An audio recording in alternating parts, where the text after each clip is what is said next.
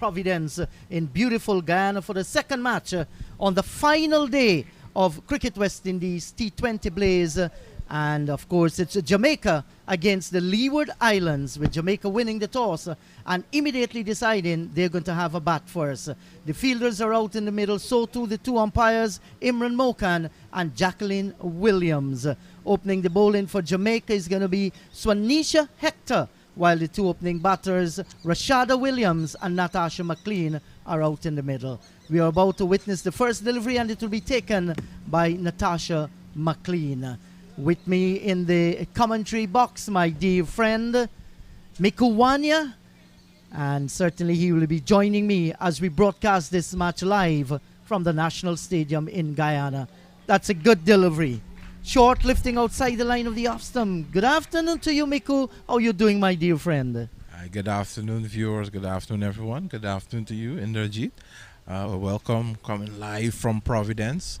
Looking for a great match here. The Leewards after a wonderful start. Nice probing line there by the bowler, Hector.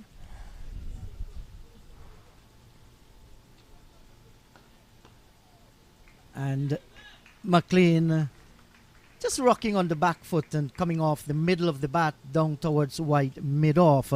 So I can tell you that Jamaica, they have left out Jodie Ann Morgan, also Jodie Ann Brown and Selena White from their 14, while the Leeward Islands, I'll give you their squad in a moment. Good delivery once again by Hector. Jennison Richards, she has been left out. She got a little bit of injury and might not have recovered fully. And Devan Claxton and Tiffany Thurp joining her in the dugout. So Stephanie Taylor, Rashada Williams, Tamika Sanford, Natasha McLean, Vanessa Watts, Kenisha Ferron, Nisha Wasom, Chanel Henry, Jerona Walcott. Short delivery. And just pulled wrong, a little bit of a misfield in the onside. They get the single. So they're on their way, with McLean getting off the mark with one. Jamaica, they won without loss. And Chidian Nation bringing up the Jamaican 11. For Leeward Islands, Swanisha Hector, she's the skipper. Amanda Edwards, Therese Parker, Tanya Martin, Arshina Freeman, Saneldo Willett, Roselle Liebird, Melisha Clark, Tinetta McCoy, Sidella Bellot, and Rosalie Dollabile. So that's the 11. So we have painted the picture of the teams as well as the umpires for you. Our thoughts and concerns were with Jennison Richards last evening, as we saw the gruesome scene of her going down while attempting that run, and then having to be stretchered off the field. Stretchered off the field? Yeah, and then taken to the hospital. Oh. Right, so we haven't had an update as yet. We'll surely find out. Yes, definitely. We're still in over number one, the last delivery coming up. Oh, that was a quick delivery there by Hector to bring the over to an end. So the force over completed. Jamaica winning the toss and batting their one without loss. And Miku, very important match. This match now will decide the winner of the tournament. And that was because the defending champion Barbados, they went down by 19 runs to a rampaging Trinidad and Tobago team. Yeah, full congratulations to Anissa Mohammed and her Trinidad and Tobago ladies. They played a very good match yesterday afternoon. They literally won the match by inches, Zyda James just not getting her bat over the popping crease and the umpire signaling accordingly. But it was a good fight back from Trinidad, because Leewards were on the ascending all throughout from the second half of the match. So it was good to see that Trinidad, they're getting into their stride, and then they won this morning's match. So kudos to them. Yes, so Roselle Liebird will pick the bowling up from the commentary box end. That's to the southern part of the ground. And Natasha McLean will be in strike. So far, Barbados, they're still at the top of the table with 16 points. Nice little check drive that bring McLean one, playing with soft hands. Yes, definitely. I think Jamaica, they're going to want to solidify their positions in this tournament, and I expect to see a very clinical performance from them as they look to seal this game.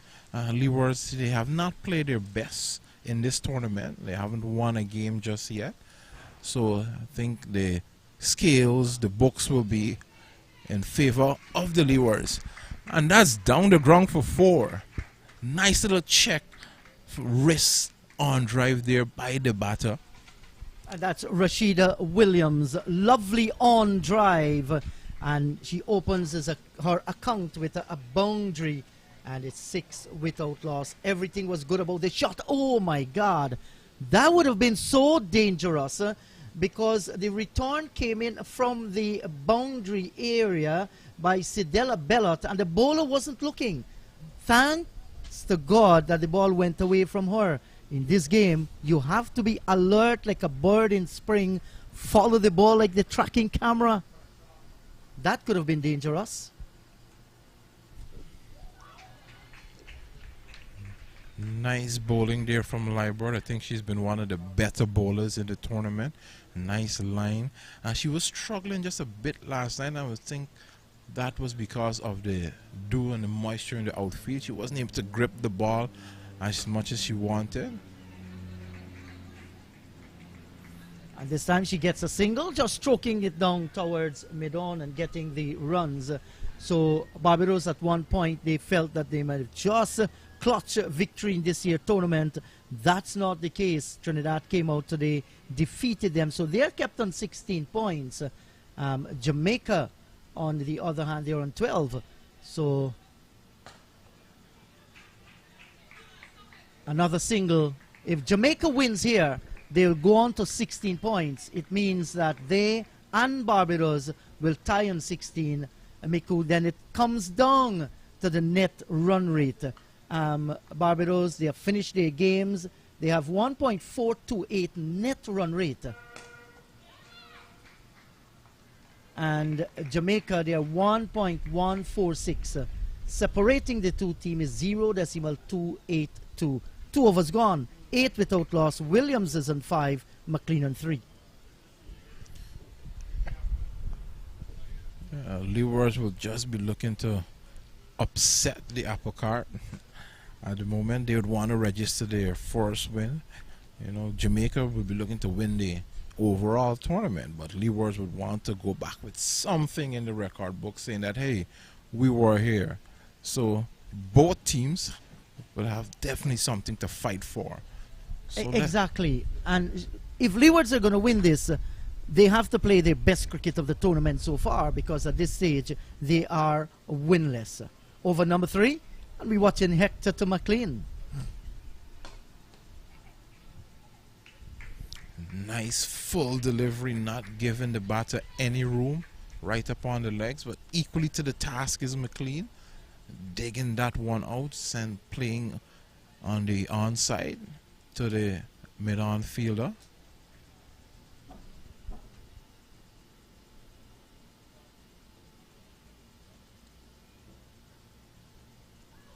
Oh, that was a big drive and a miss. McLean made up her mind very early. The ball will be in the slot. She was looking to drive between mid-off and extra cover. Didn't get a touch onto it at all. The good thing about Jamaica playing this game is that they know exactly they have to win and by how many, because they need to get past Barbados via the net run rate. So this match is set up very, very interestingly. Yeah, the projected score at the moment is 6-9, but we won't pay too much attention to that in the third over. We want to assume that they will get so much more than that. Yes, of course. Just playing it safe indeed. On this pitch that they're playing, perhaps the slowest of all the pitches they played in the tournament. We saw the off spinners for Trinidad and Tobago team had a great bowl, slowed the ball up nicely and allowed the pitch to do its thing. It's a stifled appeal there by the fielding side, but that one sounded like bat on ground. Yes, definitely. The bottom of the bat crashing into the pitch. And so far, so good for the Leeward Islands team after Jamaica won the toss and deciding to bat. They have done a good job to keep Jamaica quiet despite a boundary down through long on by McLean. Yeah, just that one ball. Well put away. And here we see them going for that quick single fielded there by Dolobali. One of the better fielders in the tournament. Yes, Dollar Bile. She fielded well, anticipated beautifully and got the rhythm, but just couldn't stop the single as Jamaica has gone into double figures. They're 10 without loss, but good attacking fielding.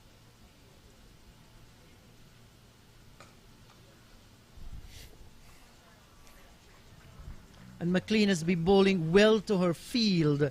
The third over has come to an end. McLean is on 4. Williams has gotten 6. It's 10 without loss. So they're scoring just a 3.33. No doubt, in the power play so far, the Leeward Islands winning the battle. Yeah, so far it's been in keeping with what were the trends of the tournament, what we're expecting. We usually see an acceleration, funny enough, after the power play. Okay, a lot of the teams, they kind of struggle early on, but then they push on after, as we saw with the Ghana team last night, when the skipper Shemaine Campbell and Gajnabi came out to bat, and they really pushed that score. So, yeah, this is just the regular occurrence of the tournament.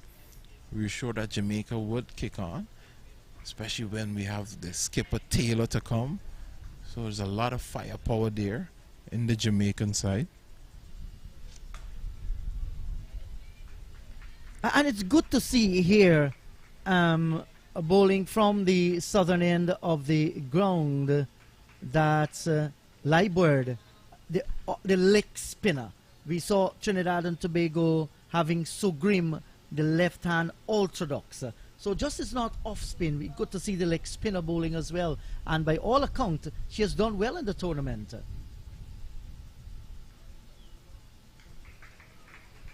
Looking for the sweep shot. And signal a wide by umpire Jacqueline Williams. She has had a good tournament so far, umpire Jacqueline. I think all the umpires would have had a good tournament. As they say, you know, if you don't have to talk about the umpire. Now trouble here for Jamaica. The return comes to the keeper, and she's going to be run out by a long way, Rashada Williams. Now, McLean wasn't going anyway, but Rashada Williams reached that point that we call the point of no return, and she has paid the penalty. So Jamaica losing their first wicket in over number 4. They're 11 for the loss of 1. Yeah, that was not good running there. Not much communication, but I really don't think there was anywhere to go. There just wasn't a run on there. The ball was right there in the area. So Jamaica would want to tighten up on that. You know, get that communication going. In comes the skipper, Stephanie Taylor. Yes, and in the last match that I saw, Stephanie Taylor, that was yesterday, found it a little bit difficult to get the ball off the square. We know she's a fluent player, lots of experience, and one of the finest around. She will be hoping to have a better start to today's game. But this is what pressure can do for you. They cut off the singles. The two of them realize that we're in the power play. We must make it count. And in the end, a suicidal attempt at a single, and she has lost her wicket. But the skipper is out in the middle there, Stephanie Taylor. And she knows how to recover. She would have been in this situation on numerous occasions. Yeah, so much now would be on her shoulders. Jamaica would be looking to her to bring them through this. And I think more times than not, she's going to deliver. Yes, so far, so good for the Leeward Islands. And this is good to see. Losing the toss. They've been asked to bowl, and they've responded nicely so far. Jamaica struggling at the moment.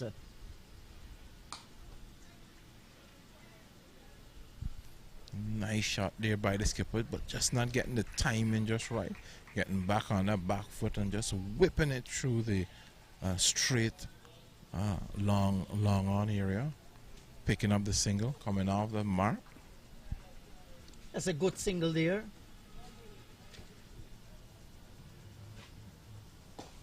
This time she's going over the top of mid-off and down towards the boundary for 4. And once McLean connects, well, the ball stay hit. Brave shot over the 30-yard circle there, and she gets the boundary. Well played. Yes, definitely well played over the top. Saw one of our local policemen trying to do some football there. Just didn't work out quite well for him.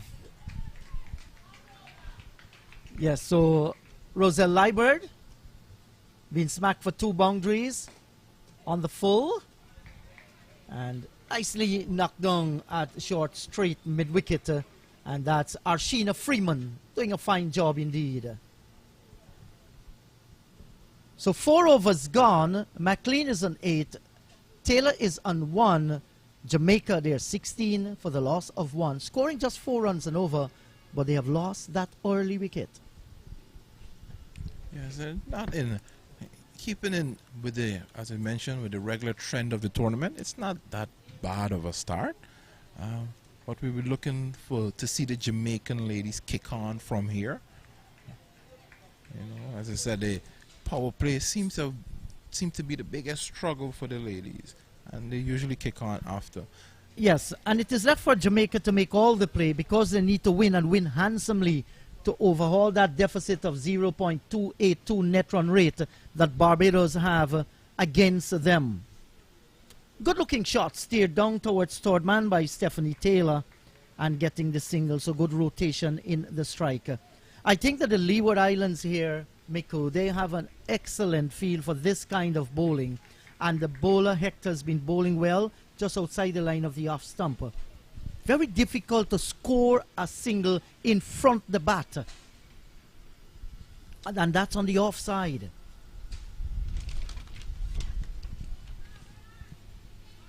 And here is where they can score the single. You look at the way that McLean plays the shot, pushing at it and opening the face at the last moment, slicing it down towards wide third man and collecting the single. Yeah, she didn't push in the V towards extra cover or mid-off and cover. She realized there isn't a single there. Well, she's certainly doing her skipper proud. I mean, she's bowling to her feel, and that's one of the most important things, especially in the shorter version of the game. And even as we speak, she slides down the leg side and bowls a wide.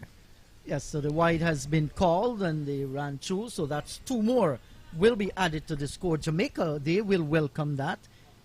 They've gone on to 18 for the loss of 1. So wherever you are in the Leeward Islands and Jamaica especially, where your girls are locked in a heated battle here, neither of the 2 teams really getting the better of the advantage at this stage, despite Leeward picking up a wicket, maybe just with their heads in front. Nice looking shot there, but straight to the cover fielder. As you mentioned, to the people in the region, we should also encourage the people right in our region here in Region 4 on the east bank of the Demerara River. Please, if you're in the area, come. There's lots of space. We've catered for you. There's no admission fee. And the resort seating accommodation as well. Covered seating, and it's all for you.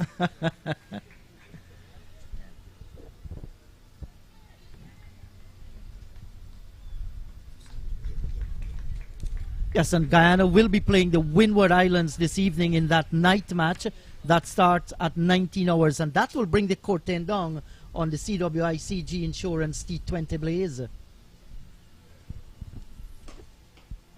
I think with the exception, and that's driven powerfully down the ground for 4. Well, that was a good looking shot indeed. Got everything behind that one and just stroking it on the onside of the pitch and getting the boundary. Great timing. And as the sun streams down here, the ground is becoming much more harder. the ball is going to run away to the boundary much faster. Yeah, and we should also recognize Stephanie Taylor with that shot, because she managed to do just a bit of limbo, lean back, and got out of the way. That ball was in her chest area. She managed to get out of the way and allow it to pass for 4. Oh, that was a quick delivery by Hector, and McLean driving and missing outside the line of the off stump. 5 overs gone, 24 for the loss of 1. McLean is on 13 and Taylor has 2. So far, so good. Leeward Islands, they've managed to peg back Jamaica with just 1 over remaining in the power play. So Mikuwania has gone maybe to have a little bit of a drink, and I've been joined by my brother, Pastor Matthew Kisoon. Hello to you, Pastor. How are you doing, my friend? Hi, Inderjeet. I'm good. Good afternoon to everyone. Brilliant sunshine at Providence. Hello to viewers, everyone around the world, especially in the Caribbean region, Jamaica, the land of wood and water, the land of Usain Bolt and Bob Marley, following their girls, and also the Leeward Islands. Hello to every one of you. I trust you're enjoying the tournament. It's been a successful T20 tournament so far, hosted in Guyana. Yes, it has been. As Leewards starts another over the leg spinner. Good looking shot, leaving the bat with great timing from Stephanie Taylor. 1 more to the score, so the rotation is just beginning to pick up here. Has been a good start by the Leeward Islands with the ball and in the field as well. The fielding has been good, and so too the bowling. You imagine we are still in the first 6 overs, and Jamaica, they're 25 for the loss of 1. Nice shot by McLean down to long on. So they asked for their game to be played now because they would have ended last night against Guyana. Would have been a bit tough for them to come out and play this morning, first match. Totally agree. And the organizers were very compliant, knowing the situation.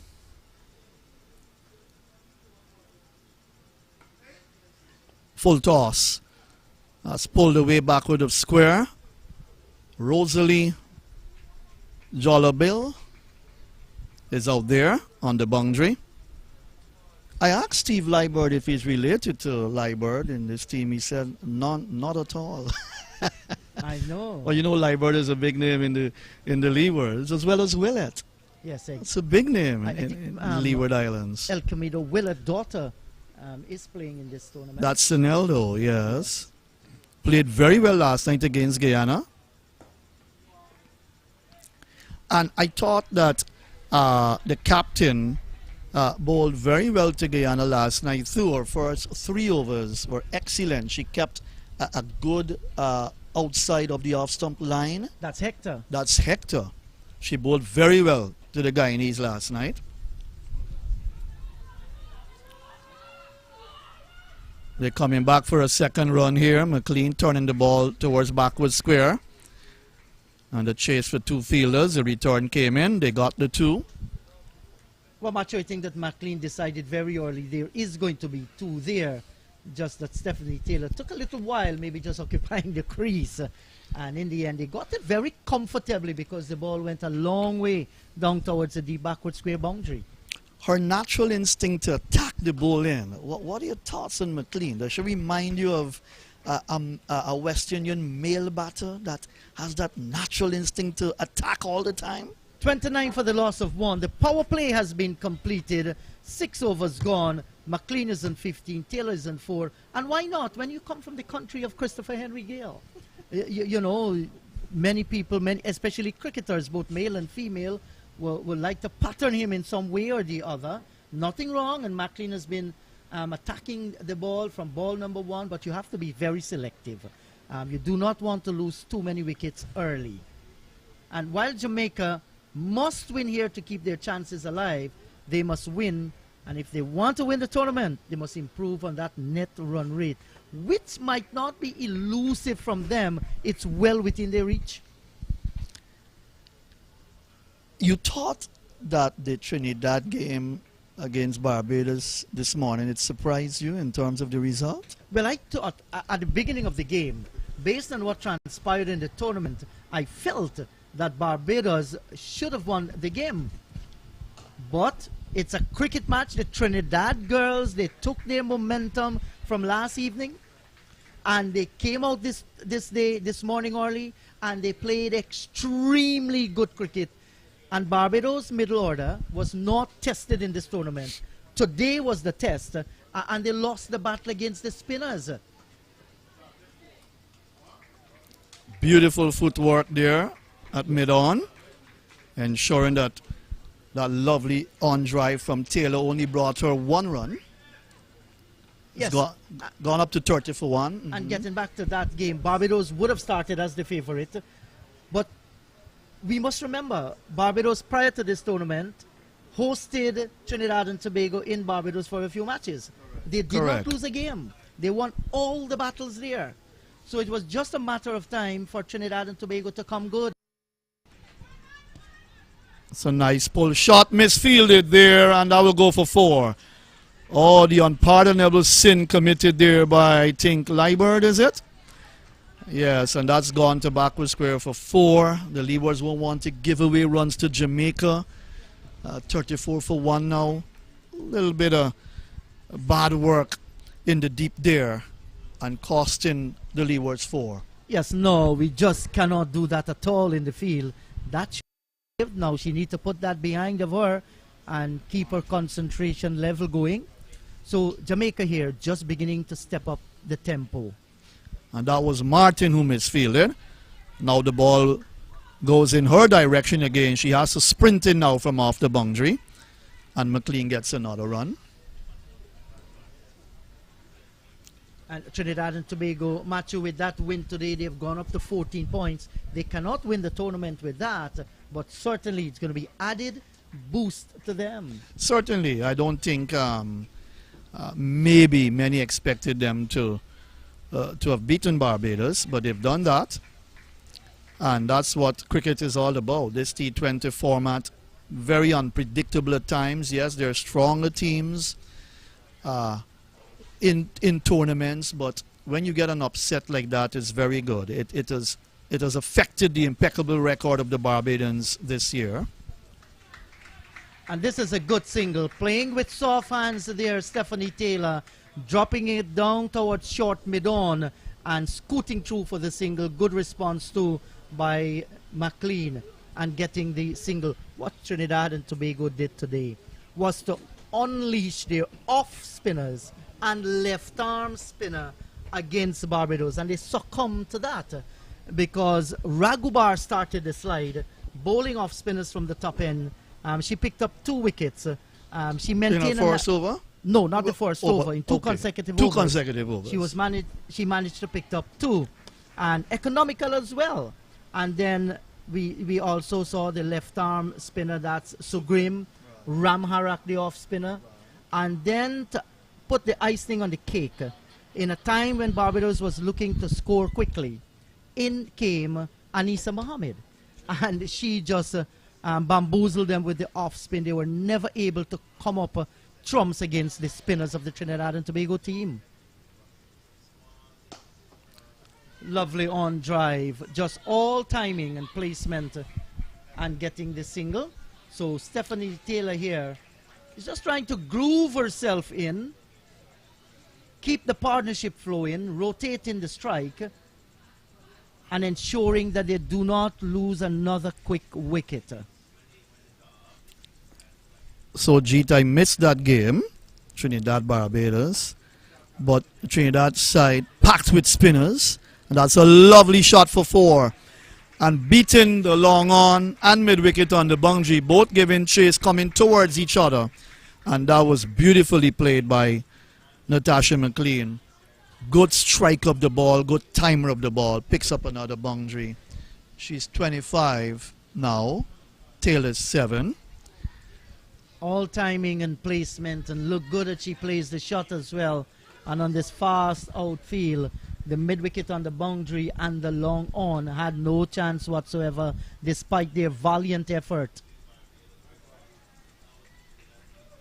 Yes, and had to be called a wide by umpire Jacqueline Williams, and she has done so, just straying way outside the leg stump. Previously, she was lined with the leg stump, overcompensating way outside the off stump. Yes, not often you always get 6 balls in the same on the same line, especially in terms of being bowling economical. Another beautiful stroke, whipped through mid-wicket again. Dollar Bile comes across to her left. She does good work, covering good ground. And they get a single. McLean 26, what, from 25? Taylor's 7 from 10 comes in to strike. So Jamaica will want to get a good total here. Yes, they've got to win this game to draw level with points in terms of themselves and Barbados. But who will win on net run rate? Let's see. And this one will scoot away down towards the white third man boundary for 4 of the bat there of Stephanie Taylor. That position is unprotected because the sweeper is out, and once there's a healthy edge, there will be no stopping. Just once again straying wide outside the line of the off stump. Yes, and got the edge, went all along the ground down to third man. No one there. A certain boundary for Taylor. She's into double figures now. Now, I suppose you don't expect an upset here in this game. Well, Matthew, tell you the truth, we should expect anything. It can happen. We saw Barbados, they're going to be devastated by what happened to them this morning. And they know that their title is under serious threat. It is. And the team batting now is a team that threatens them to retain that title. I mean, the truth is, Barbados have been out front all the way in ladies cricket. And they've done well, very consistent. The over comes to an end. 8 gone, 48 for 1. Yes, and at 48 for the loss of 1 of 8 overs, it simply means that they're scoring at 6 runs and over with 9 wickets standing. So this is a good position to be. Nothing wrong so far. I guess as the innings progress, they will be looking to explode further and further. Jamaica will not like to be bowled out, and the reason why, net run rate might very well decide who wins this year's T20 Blaze. Melissa Clark continues, 1 for 7 so far, 1 over for 7. She's in her second over, and that's lofted in the air by Taylor. Well, she was lucky to get it over the head of the short mid-wicket, falling in between the fielder running in from the long-on boundary. But she had enough on it, was deceived there, I think. Could have been a slower delivery. She took the right hand off the bat and allowed the left hand to guide it.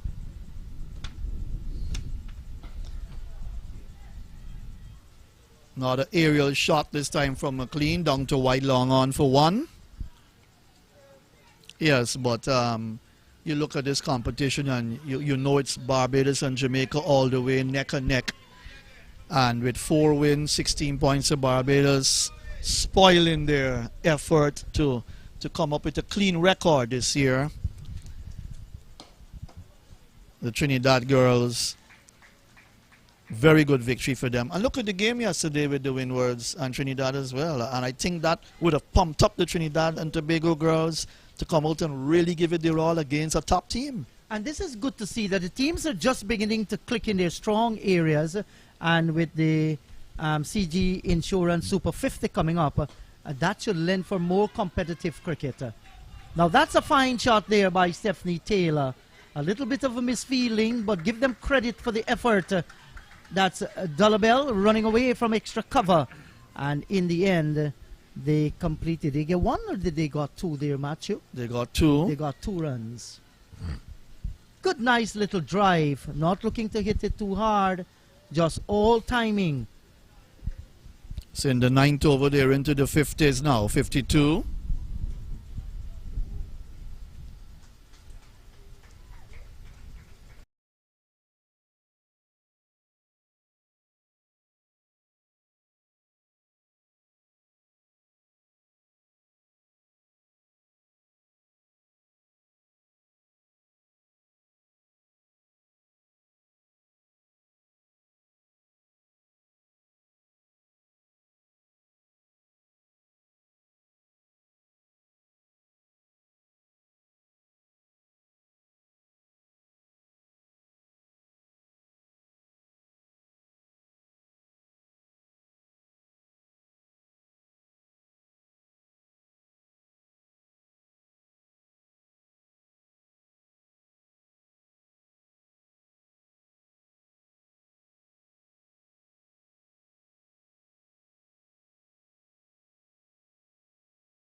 and especially when the ball is coming out slow.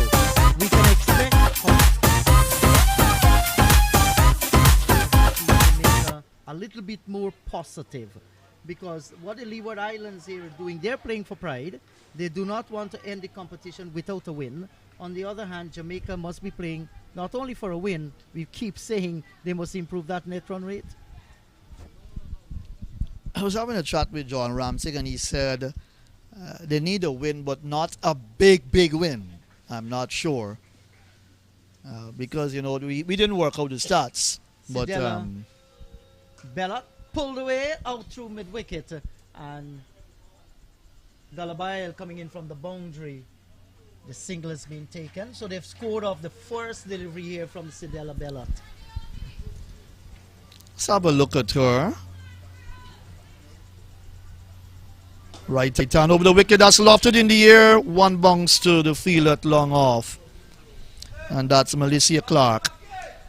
Not a big shot from Natasha McLean. And McLean just beginning to play her shot.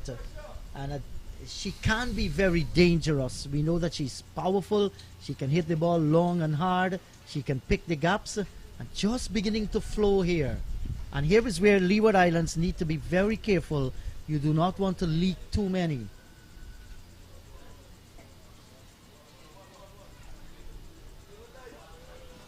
Quick return from the captain at cover, extra cover, Hector, but not taken cleanly by Sidella below at the bowler's end. They got the single. Stephanie Taylor pushed hard to extra cover. Natasha McLean is one of the key players for Jamaica, especially the top of the order. They depend on her to give them the start that they need. But so far, so good for her. I think that in all circumstances, she has played well. A runner ball for her, 29 from 29. Taylor's 18 from 19. Dropped, been taken in the jeet, but it went hard to her. She got both hands to it. It popped out, dropped on the ground. Yes, and Stephanie Taylor here has dodged the bullet. Should have been taken going away to the right, but been taken going away to the right, but straight into the hands and out again. And this time she goes over the top of the field at forward square and out towards the boundary for 4. Now this is what happened. You've been given the chance. A bad ball comes along, you cash in. And that is what Stephanie Taylor has done. She moves on to 22. 10 overs have gone, 61 for the loss of 1. So as the girls with the bottles of water and maybe some juice and towel making their way out in the middle at the halfway stage, 61 for 1. Taylor on 22, McLean is on 29. We'll take a little break and we're going to be right back.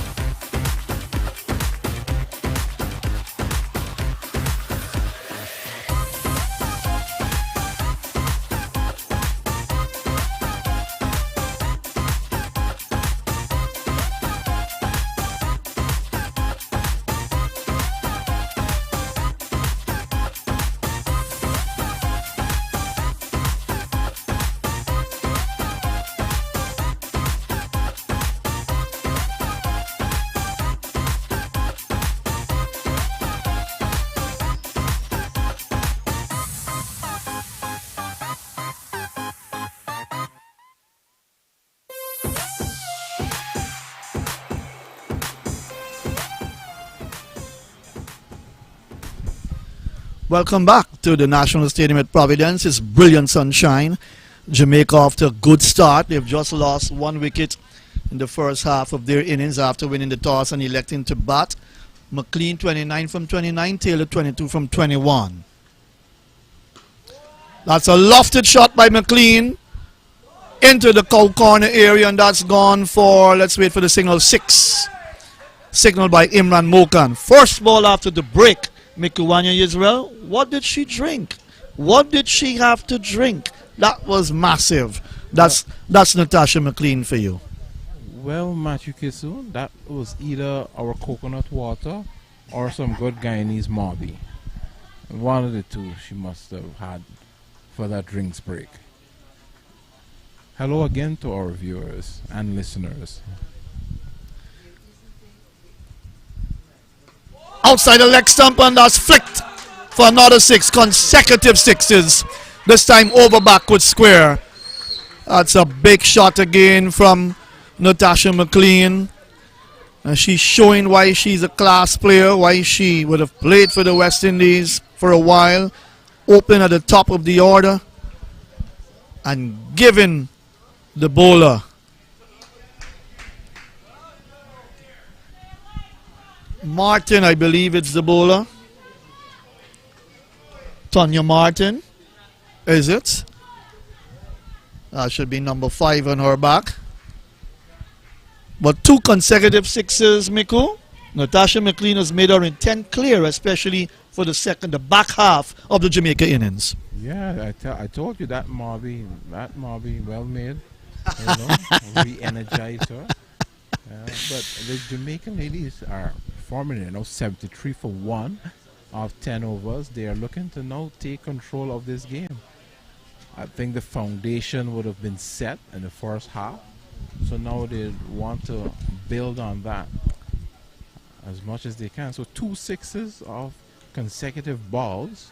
Who knows, maybe we're in for another record at the Providence ground. Big damage done so far, 73 for 1, 10.2. McLean has raced up to 41. So they changed the ball. Umpire, the reserve umpire came out, Stephen Josiah from Guyana, and they had a change of ball. Beating the keeper wide outside the leg stump, and it's been a bad over so far from this young lady, Martin. 2 sixes and now 5 wides. 17 runs. She's lost it, but she's got to get her focus back. I think the skipper needs to have a word with her, a fellow fast bowler, and get back her line, get back on track. She may be just a bit flustered by the aggression of McLean at this time, so she'd want to get that line going again, that line that they've been bowling for most of the match, just outside that off stump. That's a better delivery on the off stump, well up. The return came in, hit the stumps at the bowler's end, but Natasha McLean is home by a long way. And that return came in from Leewards, Roselle Leewards, at mid-off. But a better delivery on the off stump. More up to the batter. A little bit cramped for Ruma. She played the shot, but she got a single.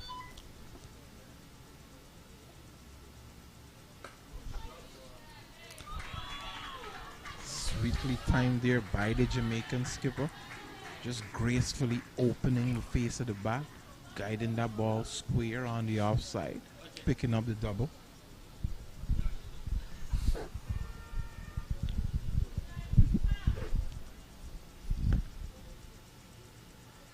Jollabile has had some work to do in the deep.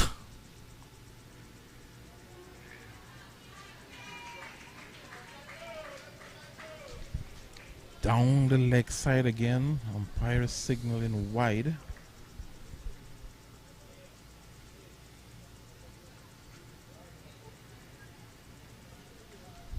The sun in all its brilliance at Providence now.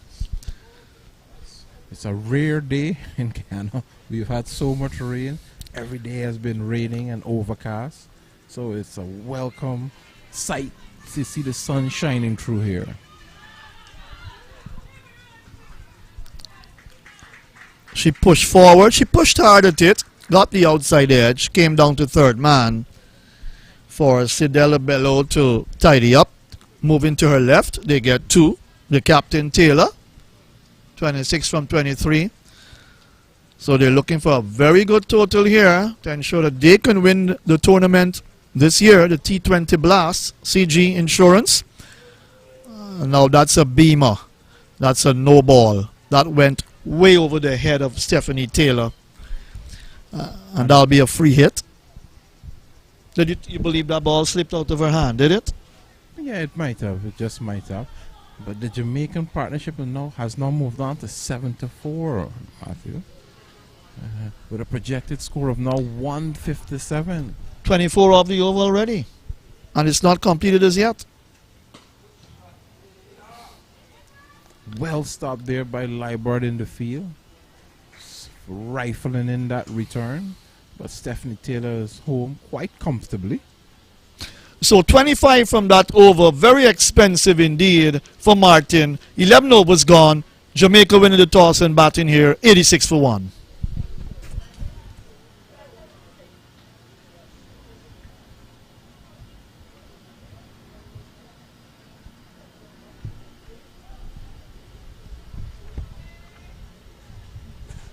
So it will be Sidella Bello to continue. Bowling to the Jamaican skipper, Stephanie Taylor. Bowling from the Players Pavilion end.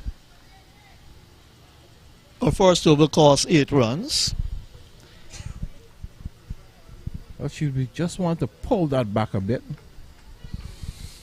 As the Jamaicans are now scoring at a whopping 7.82 per over. So anything under that, we can say it's been a fair over. That projected score is 156 at this rate.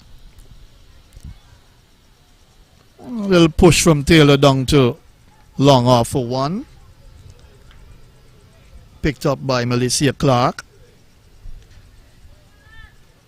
Backward point cover on the boundary. Extra cover long off. There's a long on. Straight mid on. There's a mid wicket on the boundary. And a backward square and a short fine leg inside the 30-yard circle. That's a single to Natasha McLean. Played down to long on. So the runs are coming, and these two very experienced and West Indian batters as well, leading the charges for Jamaica. They're sprinting well. Usain Bolt, 100 meters. And these two girls are showing that in cricket they can do the job. It was quite a similar display we saw from the two Guyanese ladies last night, the skipper Shemaine Campbell and Gajnabi. When they came to the crease, they set themselves apart from the crowd. And it's a similar thing we're seeing now with the Jamaicans. So they're taking the attack to the Leewards. Took that on the half volley and drove it down to Leewards at mid-on wide.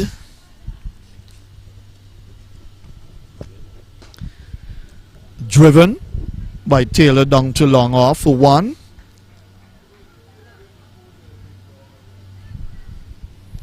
Right, and it's been good batting. They're looking to take the singles. And also, they are playing the big shot. So it's a nice mix of both aggression. And this is going to be another no ball.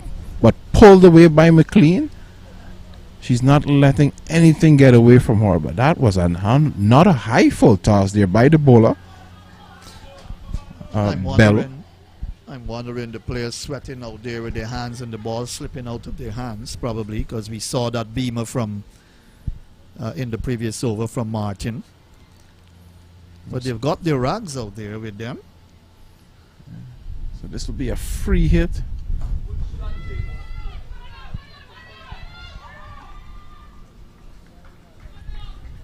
Nice looking shot there from the captain, chipping down the wicket, gracefully hitting that. Caught in the deep, but it's a free hit, so she'll just pick up that single. 12 overs gone, 92 for 1.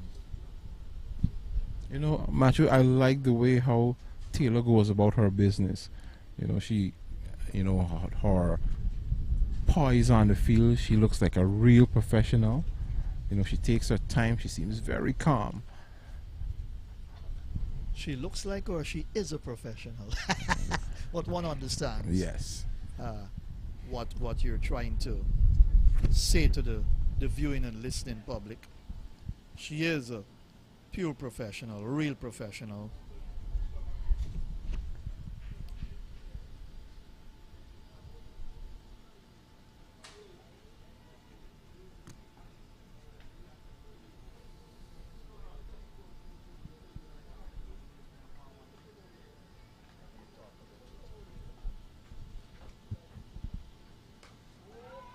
It's a nice cover drive from the captain down to Jollibile for 1. Soneldo Willett now into the attack. We talked about her in the G10I earlier. Big name, the Willets.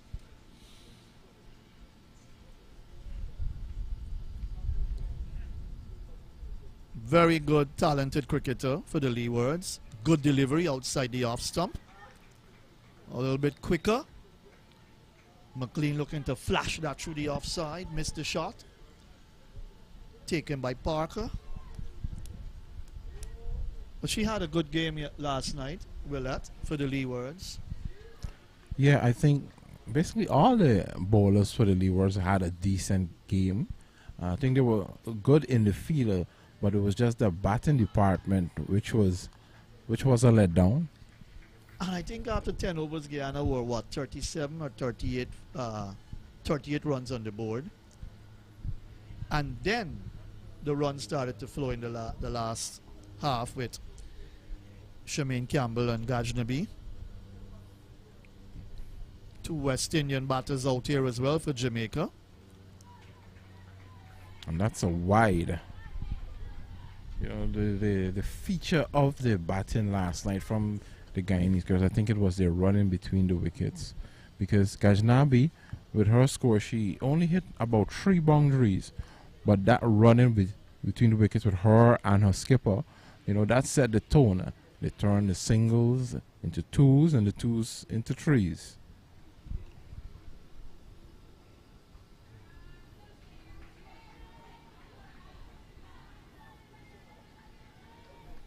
It's another wide there, ball by the bowler, Willett. Just spraying it down the leg side there.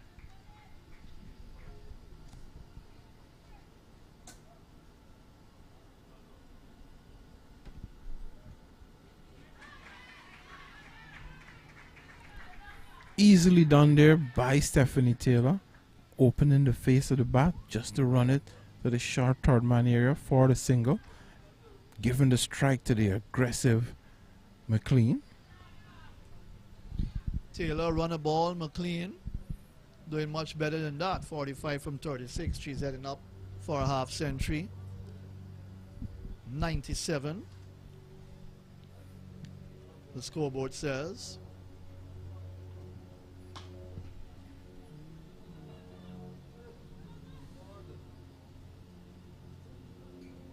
But I think Barbados would be very disappointed to have lost that game today.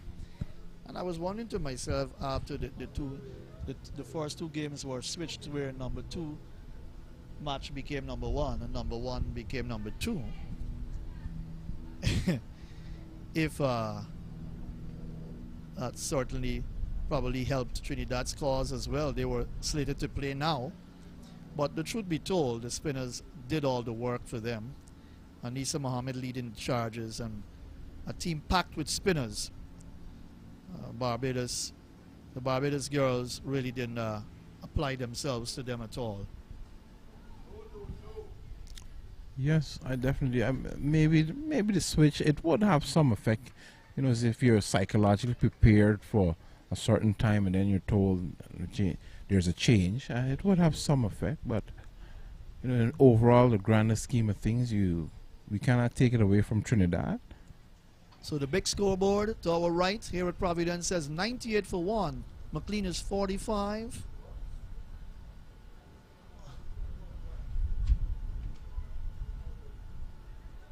"14 extras, 7 overs remain, so 13 overs gone."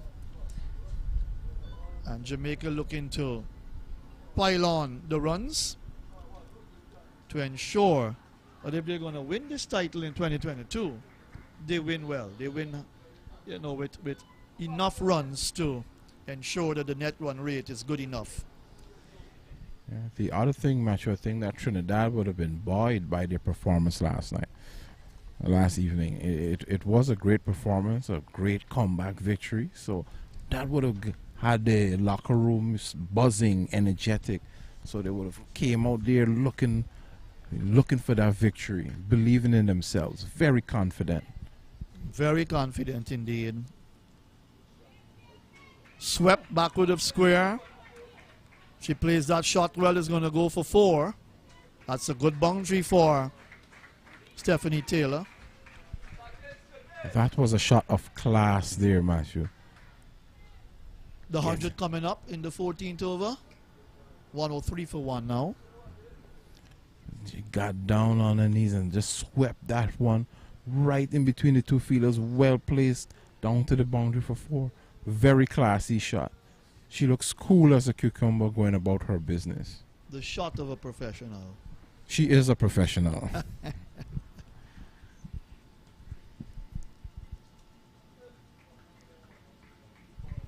She's making the batting look quite easy out there at the moment. She's making me think that maybe I can go out there and score some runs myself.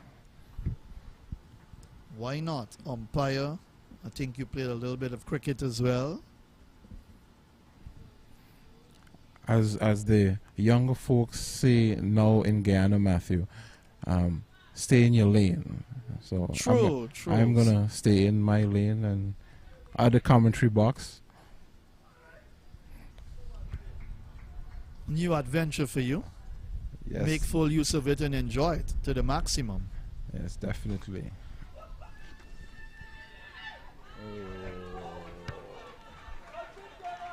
Not a good effort at all by Melissa Clark. In fact, Amanda Edwards, beg your pardon, not long on. And 50 coming up for Natasha McLean. A pugnacious half century, laced with boundaries and 2 consecutive 6s off of Tonya Martin. What a knock it has been.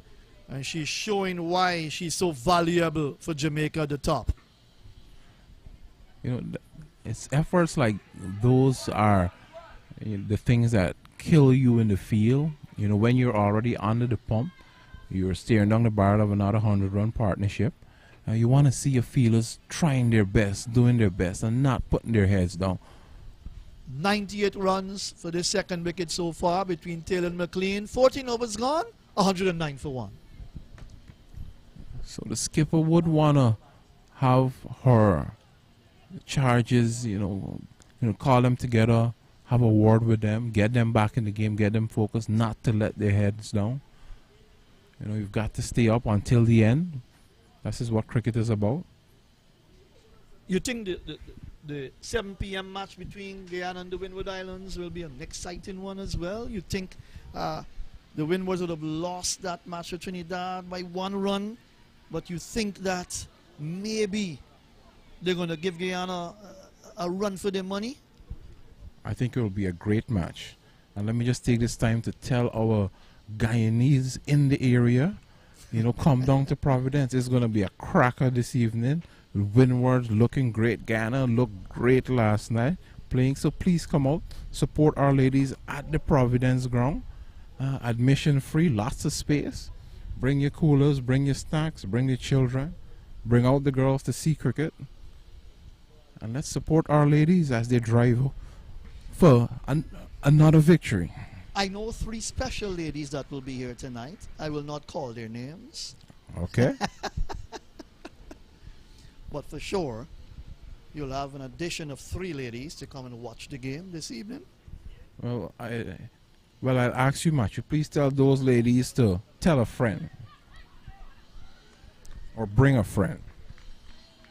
Quick single taken by Taylor to mid-wicket. And this is the 100-run partnership for Jamaica. But they're on Nelson. It's 111 for 1. So they would want to get out this score as quickly as possible. Brilliant century partnership for the second wicket between two experienced cricketers.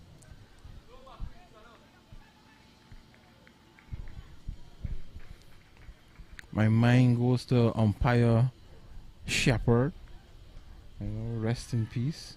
He would have been doing a little hop and skipping at this time. There are a lot of superstitious people around, you know. Maybe 111, 222. What about the number 13? Full toss. Gone. Just to the right of the red stand. And that's another big 6 there from Natasha McLean. Her third in her innings of what, 59 so far. Brilliant, but a juicy full toss from Sonelda Willett. Yeah, it was juicy. It was there to put away. And McLean, she's in. She's seen it as big as a beach ball at the moment. So you serve up that full toss and it's going to be dealt with, which she did. The previous delivery cramped her for room. She backed away and the ball came off the inner edge and bounced into the leg side. But the next one was a juicy full toss. Off the back foot, that's cracked away down through the gully area, and I'll go for 4. An effort from the fielder, that's Bello, but really didn't control it. And that was a scorching shot off the outer portion of the bat, down to the boundary for 4. Natasha McLean is 63 from 44. It's 121 for 1.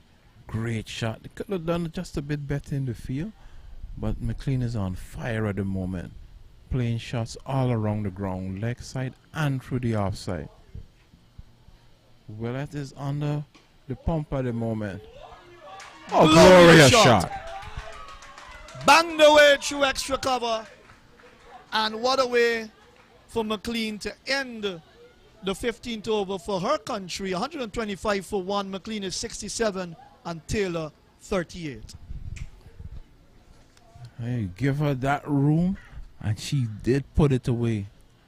That one with wide outside the off stump, giving McLean a chance just to free her arms, and she placed it just right with exquisite timing. Very Caribbean shot through the covers for 4. This is a great innings. As I welcome back my colleague. Inderjeet, how are you? I am good, my friend. We have witnessed a wonderful piece of cricket. Natasha McLean just opened up like a sunflower, and certainly is looking better and better with every single ball that left the face of the bat. 125 for the loss of 1. 5 overs to go, and I think that this Jamaica team might very well get close to that 160, 170 if they continue like this. So Melissa Clark is going to start over number 16, and she'll be bowling from the southern end of the ground to the right hand. It's Stephanie Taylor, who is on 38, and she has faced 37 deliveries so far, and just can't even realize that Stephanie Taylor's gone on to 38.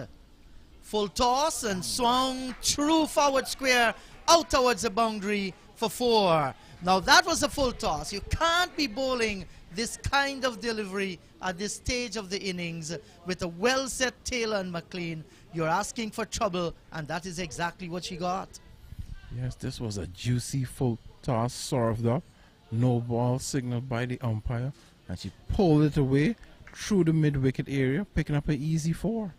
Yes, and has an opportunity to go big again. It's in the air and it's going to fall safe. They get the single. Lack the timing that Stephanie Taylor was hoping for. The intention there was to get it over extra cover. Played it a little bit too straight. But a good thing they got the single. And Natasha McLean, who is on fire, is back in strike. Yeah, we've been focusing so much on McLean that we, kind of forgot to mention Stephanie Taylor. And look, this has blasted away and misfielding down on the long off boundary. And that's gone away for 4.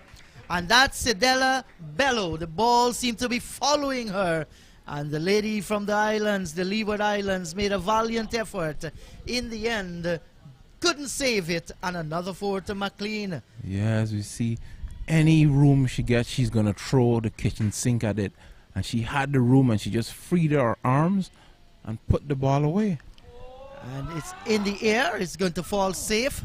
And they will get the single. Well, Miku, she's not only throwing the kitchen sink, trust me, she's throwing the entire house at it this afternoon. That would be the kitchen sink, the chest of drawers, and the cupboard.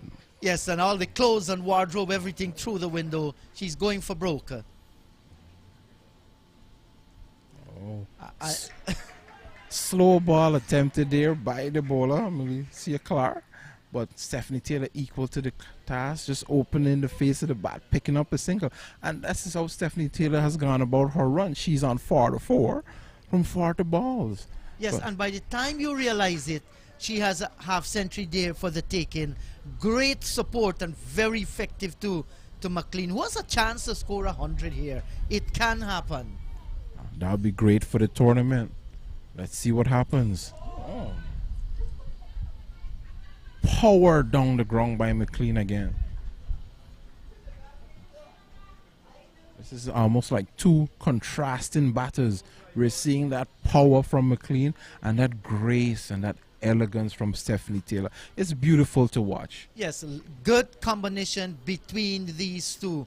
One muscling into it and the other one like poetry, just scoring the lines. But either one, they're both been very effective here for Jamaica. And that is what matters. 16 overs gone. Jamaica 138 for the loss of 1. Taylor on 44. McLean is on 73. And they're well on their way at this time, Miku.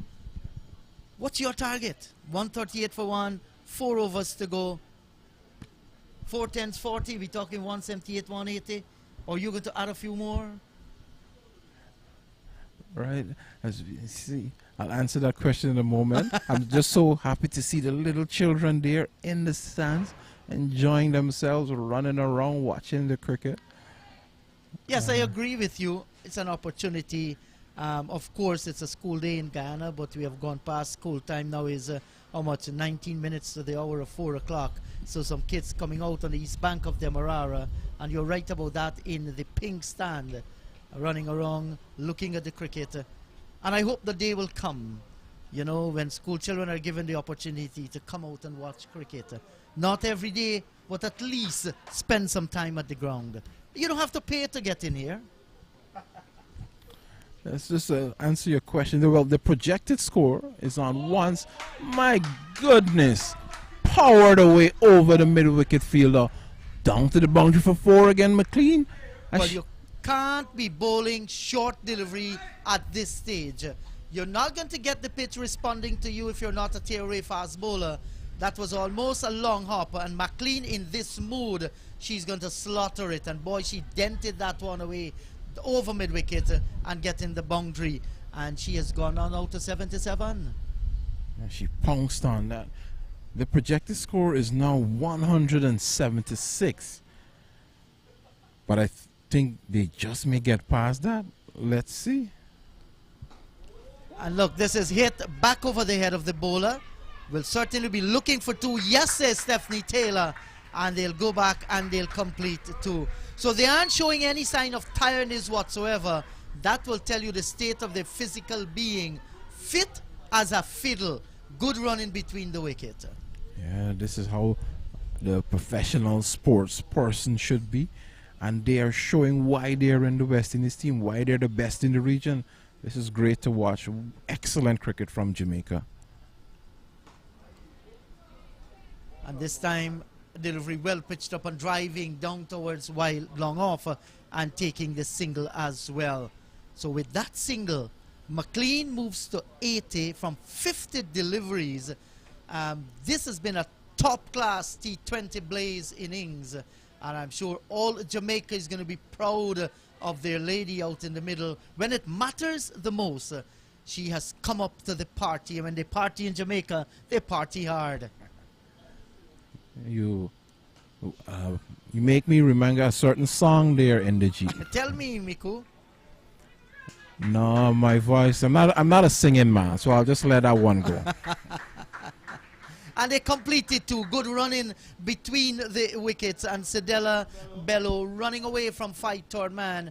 Couldn't stop the second. So the runs are flowing in gay profusion at the moment. It's been thrilling, real exciting stuff as Hector continues from the northern end of the ground. And this time she'll be bowling to the right-handed Stephanie Taylor as umpire Jacqueline Williams moves from backward point, and she has gone to square leg. 9 runs already off the over with 2 fair deliveries still remaining. This is good bowling, a slower ball there, and Stephanie Taylor just been able to drag it along down towards mid-on, and they take the single. But the most important thing is that McLean is back in strike. Oh yes, definitely. She's tearing away. She's putting away everything, and everything that she sees, she's, if it's in her arc, she's going to put it away. Yes, certainly. Short, and she's put this one away over forward square. It might not get the legs to get to the boundary. It's slowing up now, and they will go back and complete 2. But 2 more good-looking runs to McLean. 2 more to the score. It's 140. And McLean has moved on to 82. As we see here, the bowler just coming in, dropping it short. In fact, Miku, sorry about this. They have reached the 150. 150 for the loss of 1. Still 3 overs remaining. Multiply 10 by 3. They can even get past that 180. Well, it's definitely on the cards. It's definitely on the cards. Yes, and you look in the dugout in the Jamaican camp there. A few of them with bats in their hands. That Tinetta McKay, she has a bat. She's trying to see which one might be the one she's going to walk out with if the opportunity to come there. But there's an air of happiness there, and why not? Your team is doing good.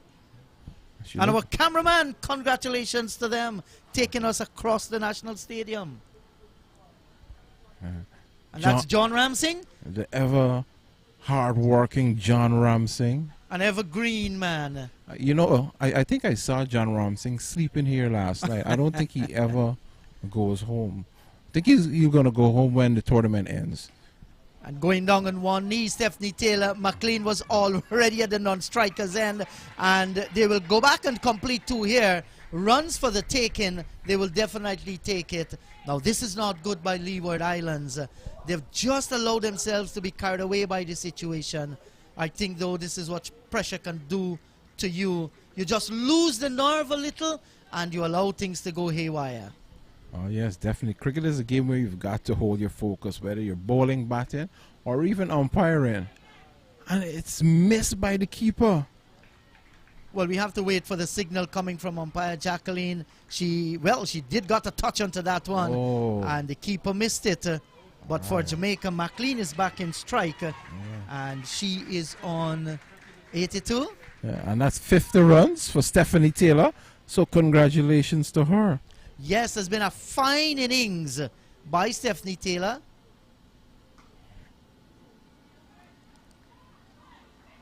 The return comes in, and McLean gets home. They get another single. Has been a brilliant knock by the skipper, 50 off 45 balls. And while McLean would have been powering them away, clapping going on for McLean silently, Stephanie Taylor has gotten a half century. Fantastic knock. Yeah, it's as easy as they can come. As in, she's making it look easy. Correction there.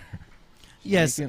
And that's Edwards, Amanda Edwards, slowing it up, taking out pace from the ball. And Stephanie Taylor just couldn't put that away.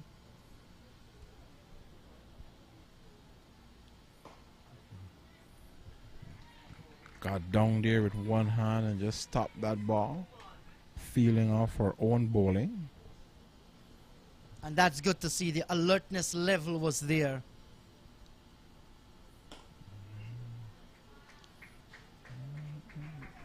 And this time they will get the single down towards long on. Fielded there by Leewards.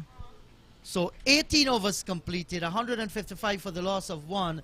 McLean is on 83, Taylor is on 5, and that was an excellent over there sent down by Amanda Edwards. And the main reason why, she took pace from the ball, and once you can do that, well, then the batsman will have to go for power if they want to get it over the field. And the slow nature of the pitch, that's the reason why that over was a very economical one. We go across the ground there. We're seeing some of our ground staff. They are sitting on the rollers there. Brilliant sunny day. On another day when the rain would have drizzled, they would have been to and fro. And once again, our cameraman, John Ramsing, changing profession, you know, from behind the mic, behind the camera. Bird's eye view from where the security guard stand is. He's above the policemen. That's a good place to be. Definitely. John has maybe the best seat in the house. So, over number 19, and Willett. She's going to start her third over so far. 2 overs that cost her 22. A little bit on the expensive side. Taylor is in strike. Yeah, that was a good over previously. Just 5 coming off of it, which is good to pull things back a bit. We were projecting maybe 30 runs from the last 3, but that over, it's still on the cards, but that over just pulled things back a bit. Was a brilliant over by Amanda Richards. Short in the air, over mid-wicket, out towards the boundary. Might not get there, it won't. And the return will come in, and McLean said, hold on, Stephanie, you're the skipper, I know. But listen, girl, I'm on 83. I want that 17. I think they have a good understanding between the two. As I said, rotation of the strike running in between the wickets. So this is really nice to see from the ladies from Jamaica. And this is smacked high and hard in the air. The fielder come around, gets there and takes a brilliant catch. What a fine piece of cricket. McLean was going for a maximum and in the end didn't get the power, and a brilliant catch plucked out of the air, running away from that wide long off position by Roselle Leewards. Excellent catch there by Leewards. She's a live wire in the field. You know, last evening she would have dropped a catch in the Guyana game, but I think she got there too quickly. How she moves so fast. Yes, right. And a fine innings has come to an end, and certainly deserved me taking a stand here in the commentary box to Natasha McLean. Well played, lady, knowing that Jamaica need to win here and improve their net run rate. And she came out, started a little bit slowly, but after then the runs flow from her bat. She's about to cross the white rope and enter the dugout and getting a round of applause from the spectators, who has certainly enjoyed her innings. It was an absolute cracker of an innings. Brilliant to watch. And the new batter out in the middle there is Tinita. No, just get that for you in a moment. That's Chanel Henry. And she too can give it a blaze in the closing stages. Cut away. That's a brilliant shot. Beats the diving backward point of the bat of Stephanie Taylor. That's another boundary. So Taylor has picked off where McLean left. It's now 160 for the loss of 2. That was just a beautiful shot. Very easy on the eyes. The sound that we hear here in our commentary area, it just sounds so sweet. Sweet of the bat of the skipper. Yes. Guiding it between the two fielders down to the boundary for 4. Excellent shot. Sweet and smooth. No friction whatsoever, like a polished bat releasing the ball. And she's gone. My goodness.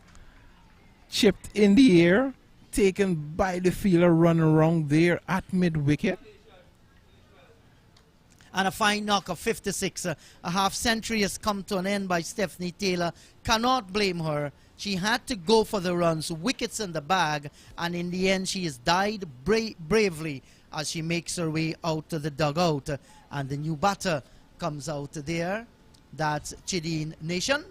So Nation will be joining Chanel Henry, who will keep the strike. 160 for 3 and a fine half century by Stephanie Taylor. has come to an end.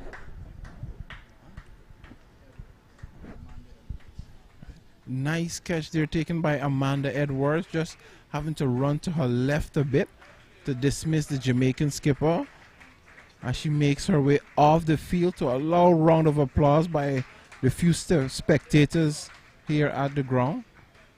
Well, there are lots of Jamaican in the stands there, Miku. Yeah, Miku whispers to me, it will seem so.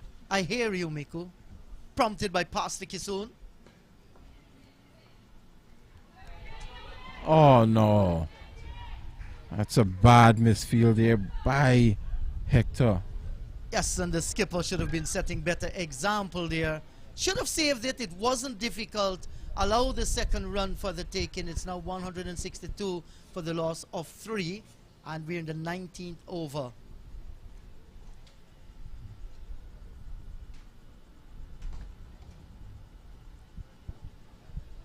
Oh, they're going to go for 2 here. Nice running there by the Jamaican ladies. This is one of the advantages of having fresh legs. You know, we would have seen such a huge partnership by the skipper and McLean. And now we have 2 fresh batters at the crease. And they're going to push for it. That is Nation and Henry. So they're going to push, turn those ones into 2s. And Miku, not only fresh legs, they're from Jamaica, the land of speed. 164 for the loss of 3. 19 overs gone. Nation is on 4. Henry is yet to score. So 6 legal deliveries remaining. They're 164. Can they get on to that 180? Well, we are a people of speed and haste as well. Maybe not for the Olympics, but in other auto areas. Any Guyanese listening would know exactly what I'm talking about. You're talking about the reckless minibus drivers on the road? And some of our car drivers as well? They just want to see they step on the gas and the X go right down. Full toss, swung away, over backward square, out towards the boundary. Dollar Bell is there, she can't get it. That's another boundary. And another full toss has been put away. Cannot be bowling those in the closing stages. 4 more to the score, 168 for the loss of 3. And just look at the replay there, full toss, nice arc of the bat coming through, making contact and getting the boundary. Look at that, good looking shot, kept her balance there, Henry. Just a little bit, just a touch into the covers, picking up the single. They're going to go for everything at this point. So far, we have 5 runs off the over. Score 169 for 3. Jamaica scoring at a whopping 8.74 per over. I think this is clearly probably the highest run rate of the tournament. Well, the highest score of the tournament so far, up to this stage, 169 for 3. She did got some part of her body onto that one there. So a dot. This is going to bring some relief here now to the Leeward Islands team. The rear dot ball. And that was a short and hammered away down towards long off. And they get the single. Back comes Henry in strike. It's now 170 for the loss of 3. So there are 2 deliveries remaining. And this innings was built by Stephanie Taylor. And in the air, and the catch is taken down by Leewards at mid-wicket. So Henry goes, and that's the 4th wicket going down for Jamaica. 170 now for the loss of 4. McLean making 83, Williams 6, and Taylor 56. Nice easy catch there by Leewards. Just having to take a few steps back, but comfortably taking it. As we watch the new batter making it out to the crease, that is Tamika Sanford. So just run through the bowling for you, Clark. 3 overs for 25 runs. Amanda Edwards sent down 1 over. 1 for 5. Surprised that she didn't bowl a little bit more. Hector 4 overs for 23. Willett 3 overs, 2 for 31. Leewards 4 overs for 30 runs. and Martin 1 over for 25, and Bello 3 overs for 23. So we have given you the bowling figures. So far, like I said, McLean 83, Taylor 56, Henry 5, and William 6 are the batters back in the pavilion. The final delivery coming up. And looking to swing it, wrapped on the pad. How's that? Gone. That's A leg before. So Sanford is out. A leg before for 1.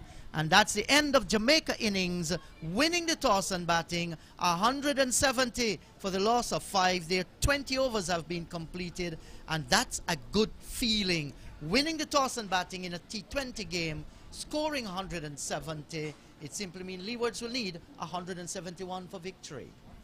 Oh yes, definitely. They definitely have their work cut out for them, because you know that the Jamaican bowling attack is very, very much an excellent attack. They're going to be coming hard at the Windward ladies, just as the looking at the batters replay. did.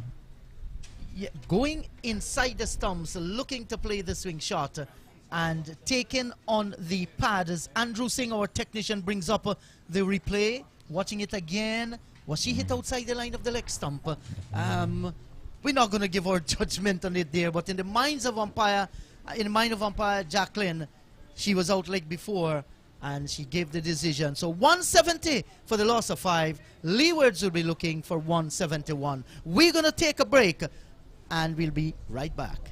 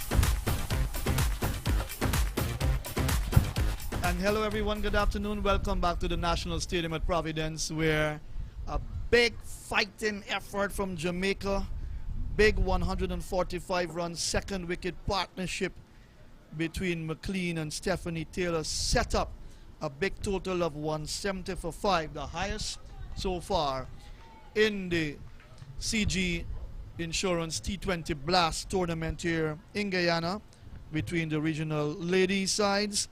170 for 5 from their 20. Sanford was left not out not 15 extras, 12 wides, 3 no balls. And the Leewards with an uphill task needing 171 to win. It will be very difficult for them indeed, but nevertheless they've got to go out there and do battle. McLean 83 from 54 balls, 9 fours, 3 sixes, 77 minutes, and Taylor 56 from 51 balls, 5 fours, and she spent 66 minutes at the crease. Inderjeet Prasad is alongside me, the man from Maikoni. Inderjeet, brilliant sunshine at the National Stadium at Providence. Seems as if it's going to be a very easy win for Jamaica, but it's cricket, lovely cricket, and Jamaica's come out to do great battle here to win this game very easily. Well, I'm not going to put my money on it at all. This is cricket, and we have seen the fluctuating fortunes of this game over the years. It's still a battle going on, and until the last run is scored or the last wicket fall, we won't be able to call it. But what I say is that Jamaica has a huge advantage against the Leeward Islands. Melissa Clark takes the first ball from Henry and is defending into the offside. Henry's had a very good season, very good tournament so far, and tends to pick up prize scalps. I think she got the first 2 wickets in the previous game, set up things for Jamaica. Batting alongside Clark is Jollibile at the non-striker's end. Forward she comes, plays into the offside, picked up by Ferron at extra cover, and there is no run. It's a good start here from Henry, right on target. Yesterday we saw her suffering a little bit of injury to the groin area. Good to see that she is fit and running in very hard. Looking to cut, quicker delivery, just outside the off stump, taken by Sanford, the wicketkeeper, and there is no run. Slip third man, backward point cover, extra cover, mid-off. Mid-on, mid-wicket, and fine leg. That's the Jamaica field placing. For a Leeward side that has not really performed well with the bat this season. Well, they have a chance here to correct that. It is left to see what strategy they use to chase down 171 for victory. If they feel they cannot get there, to my mind, what they need to do is to bat out the 20 overs here and ensure that they have some time in the middle with the Super 50 competition coming up. Oh, well, I think she misjudged it badly. The anticipation level there was poor. It was there for the taken, but she saw it late. When she heard the sound of catch it, then she decided she's going to go for that one. And in the end, the ball just falling safely. On another day, being a little bit more alert, you never know, the catch might have very well be taken. Good effort from Chadi Nation at point. Wide call by umpire Imran Mokan to get the Leewards off the mark with an extra. Nothing from the batters yet. In the G, let's look at a little bit of the run scoring from Jamaica. Between overs 11 to 15, 74 runs added between, that's McLean and Taylor. And that was when McLean went after the bowling. And then look at the comeback from the Leewards in the last 5 overs, just 35 runs. Yes, and that was because they clipped both McLean and Stephanie Taylor. So once you had those 2 batters back in the dugout, it simply means that the scoring rate will fall. Good over start here by Jamaica. It's 1 without loss, with Melissa Clark yet to score, and so too Dollabile. Edwards picking up 2 prize scalps at the end, 2 for 11. Willett 2 for 31. The bowlers that picked wickets for the Leewards. Williams made 6, McLean 83, Taylor 56, Henry 5, Nation 5. And Matthew, is just not about Jamaica scoring 4 points in this game. That will level them with Barbados. But they are mindful that Barbados has a better net run rate than them. Barbados' net run rate is 1.428, while Jamaica is 1.146, a separation of 0.282. So that is going to be in the thinking as well, how quick they can bowl out the Leewards and what score they can keep them below. Watts starts from the Players Pavilion end, and oh how she's been good for Jamaica this season, opening the bowling for Jamaica as a spinner, and has done very well. Edge dropped at slip. Jollabile pushed the bat at that, got the edge and dropped by, is it McLean? Looks like McLean at slip. Well, that went into the hand, and as she went down, so too the ball went out. We're watching the replay there, and let's see example where it went into the hand, straight into the hand and out again. Should have been taken, but as she fell away, the ball also went out.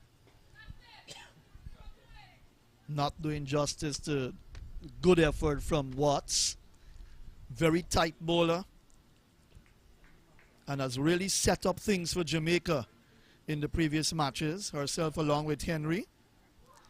Again, that's a beauty. That one pitched and just left Jollabile a shade outside the off stump, taken by Sanford.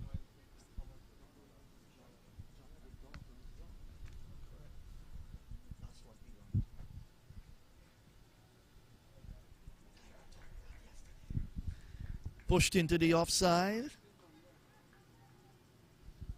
Both batters yet to score, one without loss. So pressure again. Leewards could have only mustered 46 against Guyana last night, and they lost 9 wickets. One of their batters were injured. Again, edge this time low and to the right of McLean, and heading down to third man.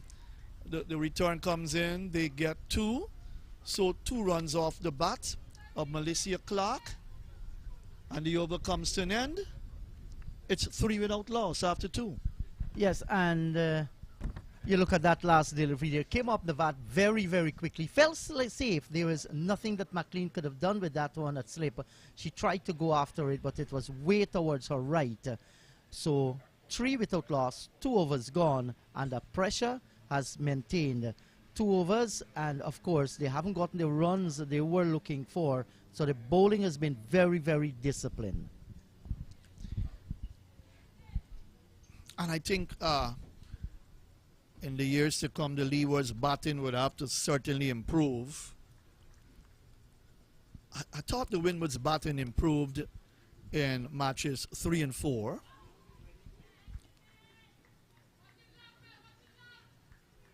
Outside the off stump, Henry in her second over. But Guyana getting over 100 last night would certainly do them well in the batting department, coming into their final match tonight against the Windwards, up against a side that has bowled well and fielded well. They're not going to have it easy at all in the G. Well, that should be a very interesting battle because both teams will want to end on a high. Guyana with 6 points and the Windwards with 4. They'll want to improve their standing in the competition. So there's still a lot to play for. And it has been a good competition so far. We have seen some very low scores. But as we come down to the end, those low scores are just beginning, you know, to get a little bit better. Look at Jamaica today, 170. Right, right. And the highest so far in their final game. Punch to extra cover, straight to Ferron, no run. And what Henry is doing here, Matthew, no width, no room whatsoever. She's bowling wicket to wicket, just holding back her pace a little and concentrating more on line and length. And because of the slow nature of the pitch, there is nothing to manipulate. And there's a string of fielders on the offside. Beaten outside the off stump. Pushed formally. Missed the outside edge. Well, look at the conditions that's the replay for you. Beaten all ends up. Look at the conditions for cricket now. Beautiful. National Stadium here.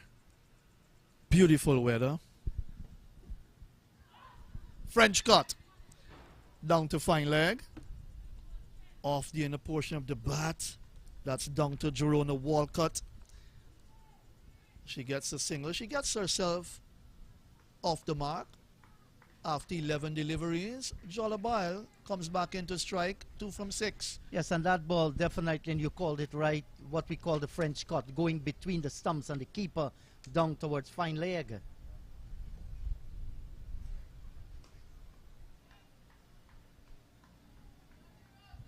Forward gets it off the outer portion, down to backward point. Nation tidies up. And that's the end of 3 overs. 3 overs gone.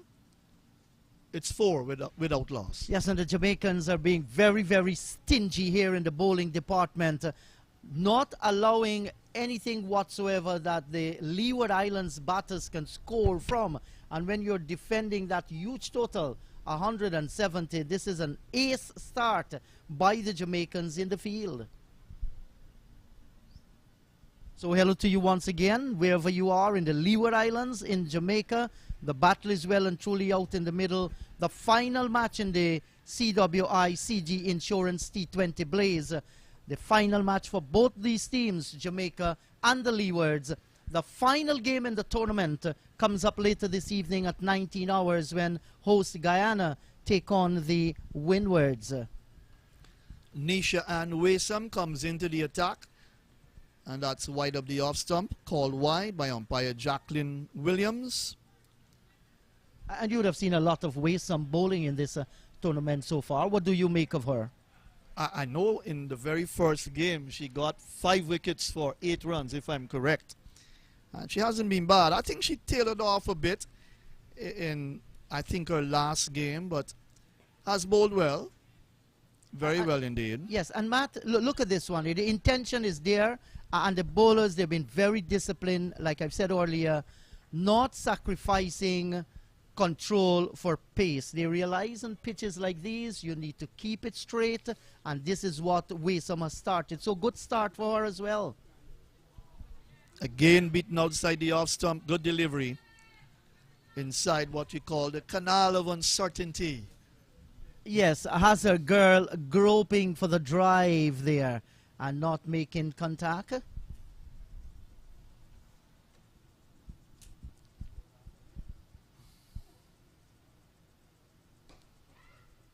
Full toss, doesn't put it away, straight to the captain at mid-off. And perhaps if she had delayed the shot on the full toss, could have gotten it through between the two fielders at backward point and cover. But she chose to play straight down towards mid-off. While looking good, there is no run to show for the shot. That's well bowled and well played. Onto the front foot, pushed into the offside. Jollibile is the stubborn batter for the Leewards. Melissa Clark, I think it's the first time I'm seeing her opening for the Leewards. She's been sent there at the top to try to get some runs, quick runs for the Leewards. It's not been so.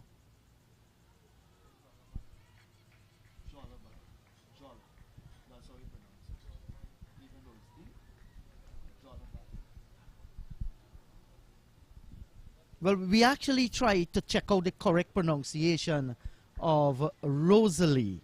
And John Ramsing, I knew he went and he came back with the news that is actually Dollabile. That's the reason why we've been saying that. We hope that we are correct. But John went, spoke to the Jamaican camp, the Leeward Islands camp, and there is where he got the pronounce as Dollabile. So we hope that we are correct. We don't want to call names correct. So I think we did the right thing. 4 overs gone, 5 without loss. Yes, and this is pressure, lots of pressure, and certainly they are in a lot of trouble in getting the ball off the square to score. We haven't seen any boundary score so far, so they're laboring for whatever runs they score. 5 without loss, 4 gone. Lots of hard work need to be done out in the middle there. Chanel Henry.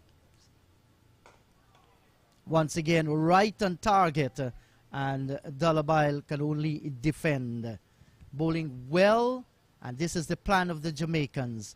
We can restrict them. Listen, we do not want them to get past maybe 50, 60. I'm not too certain what the score need to be for them to have a better run rate than Barbados. The statisticians will tell us that. That's nicely cut away. Down to Ferron, a third man for one. But someone sent that question in the chat group. What's the margin in terms of the victory? But we are not the statisticians when it comes to net run rates, especially if you end on same points, equal points. I can assure you I've never done any work on, even on Duckworth-Lewis methods, how they work out the equations and so on. Well, you'll get some licks from me because you're one of the local umpires here in Ghana. And I think our umpires need to know those stuff. So, Matt, you need to get into a class and maybe our friend Ronaldo can take you through that. I'll have to ask him. But I know some of the top umpires, they can work that out. You need computers and printers to get those things off, all right? So I'm not being too hard on you. I'm just kidding. No, that's fine. That's fine. Need to start brushing up back my laws as well. Yes, they're all very important. There's some changes and so on to the laws.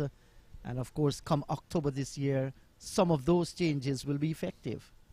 Yes, you've got to be on top of your game with the laws of cricket. Lots of amendments and changes. Caught.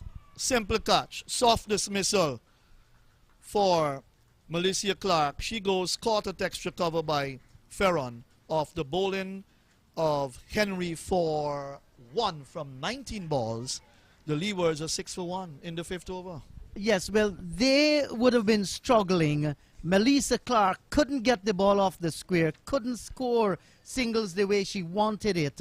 The fielders have been placed in the right positions, and the bowlers very compliant. Look at this, looking to drive, maybe go over the top of extra cover or between the cover and the extra cover, and just lobbing one to the fielder. Simple catch indeed. So Clark has departed, and the new batter makes her way out in the middle with a little bit of a chip. That's Amanda Edwards. So let's see what Amanda Edwards bring to the table here. Going out in the middle, knowing fully well that her team is in trouble. So the plan didn't work with Melissa Clark at the top of the order. And Henry's picked up a wicket for 3 runs. So she started her wickets column already for Jamaica. A fine cricketer, a fine bowler. I remember her the first game, she got a well-played half-century, 52, and then bowled well in that same game. Yes, and if you look in as the over comes to an end, 5 overs gone. The score is 6 for the loss of 1. Those figures tell you how difficult it would have been. So we're watching at some empty chairs there, no doubt. That's in what we come to know as the green stand. And maybe not long from now, we're going to see some paint being used in that area to ensure that it looks much brighter. Lots of cricket coming up in Ghana. We'll be having Bangladesh here. And having a few... That's Travis Dowling, Mr. Courtney Walsh.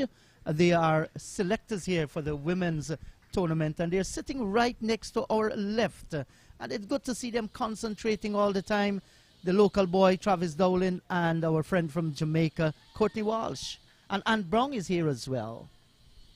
Lead selector for the ladies tournament, ladies cricket in the region. Hello to you, Anne. And the male selectors, Walsh, Dowling, and Leewards. That's a good delivery. On the middle stump, forward she came. Previous delivery, it peeled off the outside edge. She came forward and it just went a little bit in the air down to Chidin Nation at backward point for no run. 6 for 1 in the 6th over.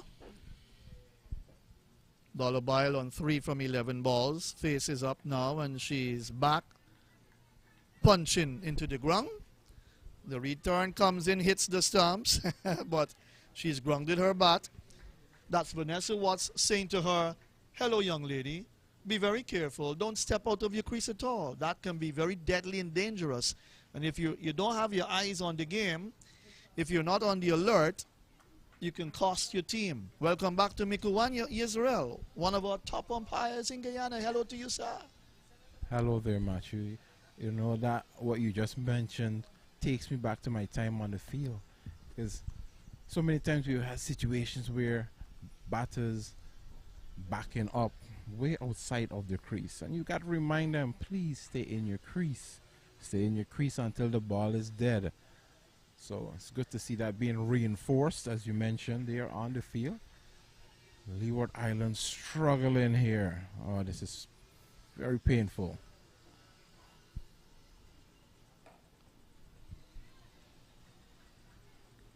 The bowling has been so tight that the batters are unable to get it away. They're finding it even difficult to pick up singles because of tight bowling, right on target. Waysome.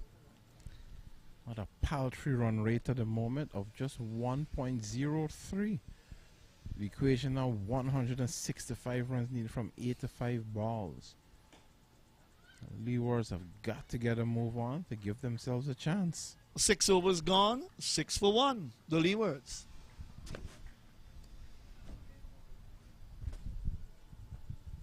Even as we await any confirmation from our statisticians, and that was actually a maiden over ball there, a rarity in the shortest form of the game by Nisha Waysome. So congratulations to her. 6 dot balls. I guess not a rarity when the Leewards are batting. No put down on their batting, but the truth be told, that's the main department that they really have to improve in, as well as the Windwards as well. I thought the Windwards was a very efficient side in the field. Their fielding ability and their bowlers are pretty good, but their batting, even though they almost won that game yesterday against Trinidad and Tobago, their batting has got to keep improving. I thought they improved along the way in the tournament. Jamaica got 133 in their first game, and then they got under 100 in the next couple of matches. Of course, that's a nice shot. Pulled away through mid-wicket. That will go for 4. A lovely shot from Amanda Edwards. That was on the leg stump, and she drove it nicely through the mid-wicket area and into the boundary for 4. She gets herself off the mark. It's 10 for 1. The first boundary of the innings. A bit of aggression there by Amanda Edwards, putting it through the mid-wicket area for 4.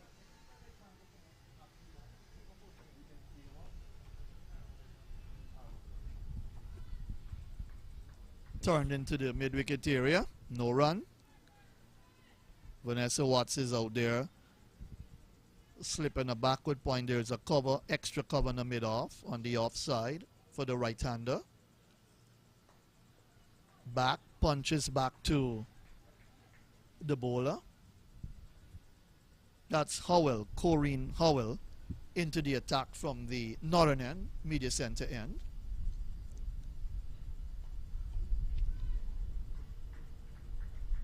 It just seems as though the Leeward Island batters are just going through the motion, Matthew. Just maybe looking to get some more balls, you know, face some more deliveries as they prepare. Bold. Kept low, bold leg stump. That kept low. And she was looking to play a forcing shot through the offside. Backed away a bit and bold leg stump. So she's gone back for what? 4? I make it the total now 10 for 2, and the Leewards have really struggled in this tournament with bat in hand. As we see, a straightish delivery, but no real conviction in the shot. Just played all around it, and she got bowled. Her leg stump disturbed, so it just seems as though the fight are out of the Leeward Island ladies at this time. And they're just going through the motions. Jamaica right on top. Score now 10 for 2. 161 runs needed from 7 to 1 deliveries. 7 to 9 deliveries. Correction. The captain comes out to do battle now, Shanisha Hector. Would have played for the West Indies women's side as well. Good all-round cricketer, but it's up to her to put up some good resistance and show that she can bat. Howell, final delivery, 1 for 4 so far.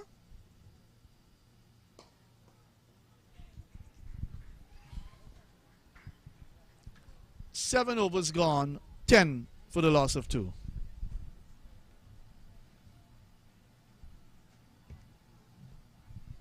Just want to remind our viewers the big clash tonight. Guyana versus Windward Islands.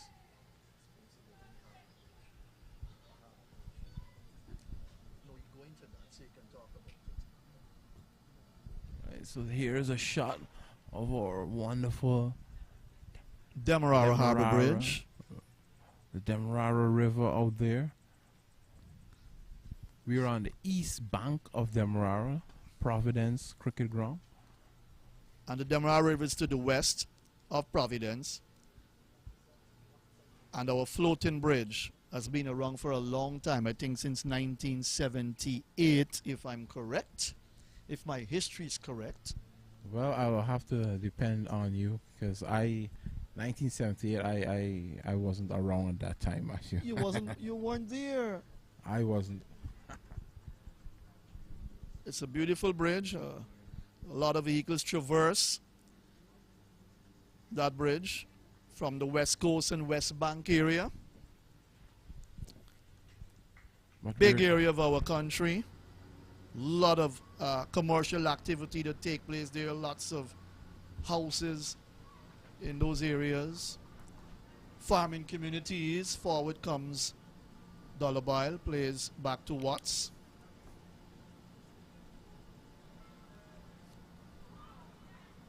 And of course plans to build another bridge across the Demerara River is in the making. Yes, definitely. You know, the country's on the move. So much infrastructure development taking place. So we are going to be, well, we do have so much more happening in our country, as we all know. Our oil and gas finds. So there's a lot of business taking place in Guyana. There's a lot of opportunities happening even at our river banks. And there's so many offshore explorations among other things. So it's a lot happening in Guyana. So Guyana is on the move. And a lot of people are coming from all over the world to visit Guyana now. No, they're not. Especially with the oil and gas sector. No, they're not coming to visit, Matthew. They're coming for business. Yeah, they're coming to. Visitors leave after 3 days. They're Coming here around for the wicket this time, cutting between the umpire and the stumps, and wraps Dollar on the pad. Not outside the umpire. That would have been pitched just outside the line of the leg stump. The over comes to an end. It's what? 8 overs gone. It's 10 for the loss of 2.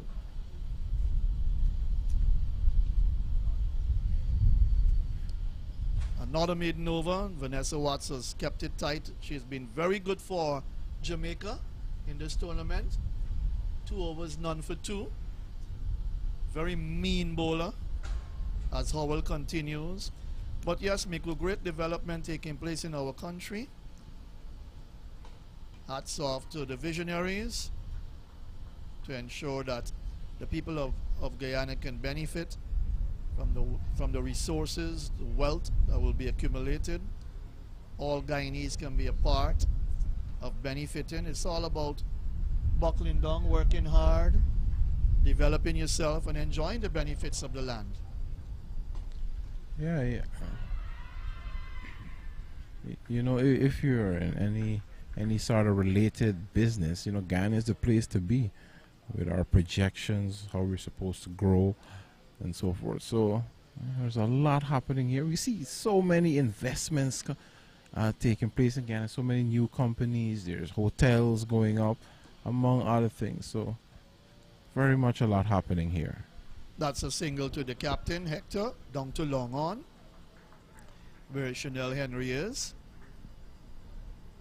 She gets off the mark from 4 deliveries.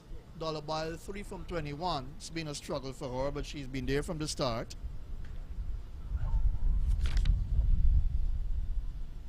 That must have clipped the pad. Let's wait for a signal from Imran Mokan. She got back onto that.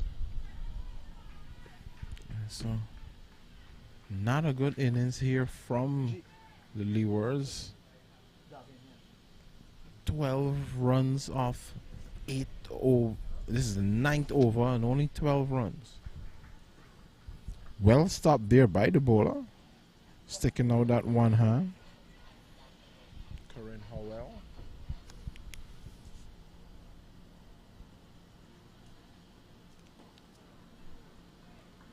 Make that 1 for 6 for Howell after 2 overs.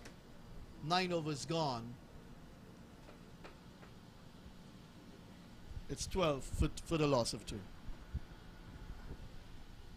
What do you think is the mindset of the Leewards Island at this point? Because it seems as though they're not going for the victory.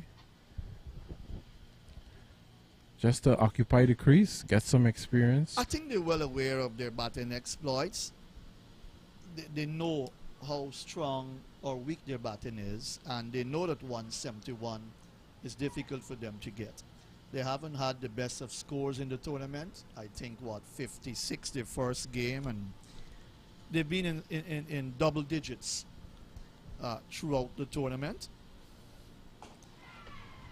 A catch here taken easily at mid-on by Chanel Henry, and a struggling innings of 4 from 22 by Dollar Bile has come to an end. The Leewards in further trouble as they've been all tournament. They're 12 for 3. Yeah, the first shot in anger there by Dollar Bile. Hitting it straight to Henry, waiting at the mid-on area. Taking a very comfortable catch. And thus ends her innings.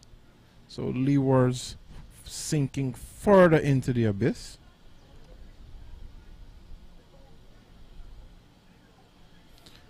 A new batter heading to the crease. Saneldo Willett.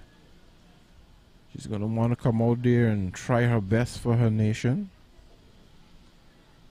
So even as that wicket falls, we're going to take a break as the players are getting some refreshments. So score from Providence. Leeward Islands 12 for 3 after 9.1 overs. And we will be back in a few moments.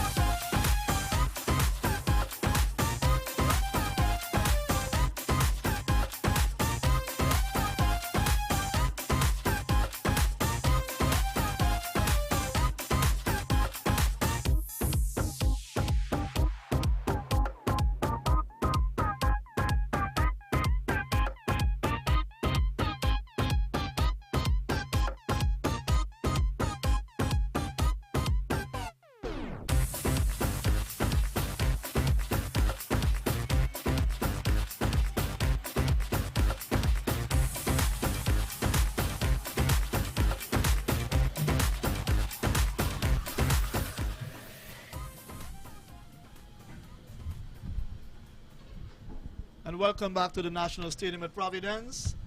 Just had a break with the fall of that wicket. So it's 12 for 3 in the 10th over.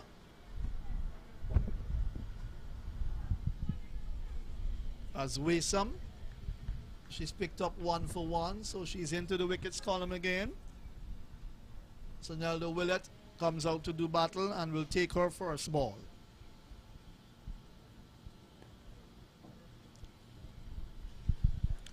Just played into the covers there, Matthew. And you know, even as we look out into the covers, which is to the right of the left of the pitch at the moment, we can see the beautiful sunshine on the Demerara River, and even as we look, we see the harbor bridge. It really is a picturesque view, something that we haven't seen quite that much with the rain that we've been having. So it's a really nice view here coming from Providence. It is. And you look to the right of Providence, lots of beautiful houses constructed in an area that was once cane field. And you see the mall to the northeastern part, a lovely mall. You've got the hotel. I think all the girls are staying at that hotel. I think anyone who would have not visited Ghana, let's say within a 5-year period, you know, when you return, you'd probably be amazed at, you know, the little changes that we would have had in our country with our development, infrastructure, so many things happening, so many clearances, so many buildings going up. It's wonderful to see. 4-lane highways, new highways constructed.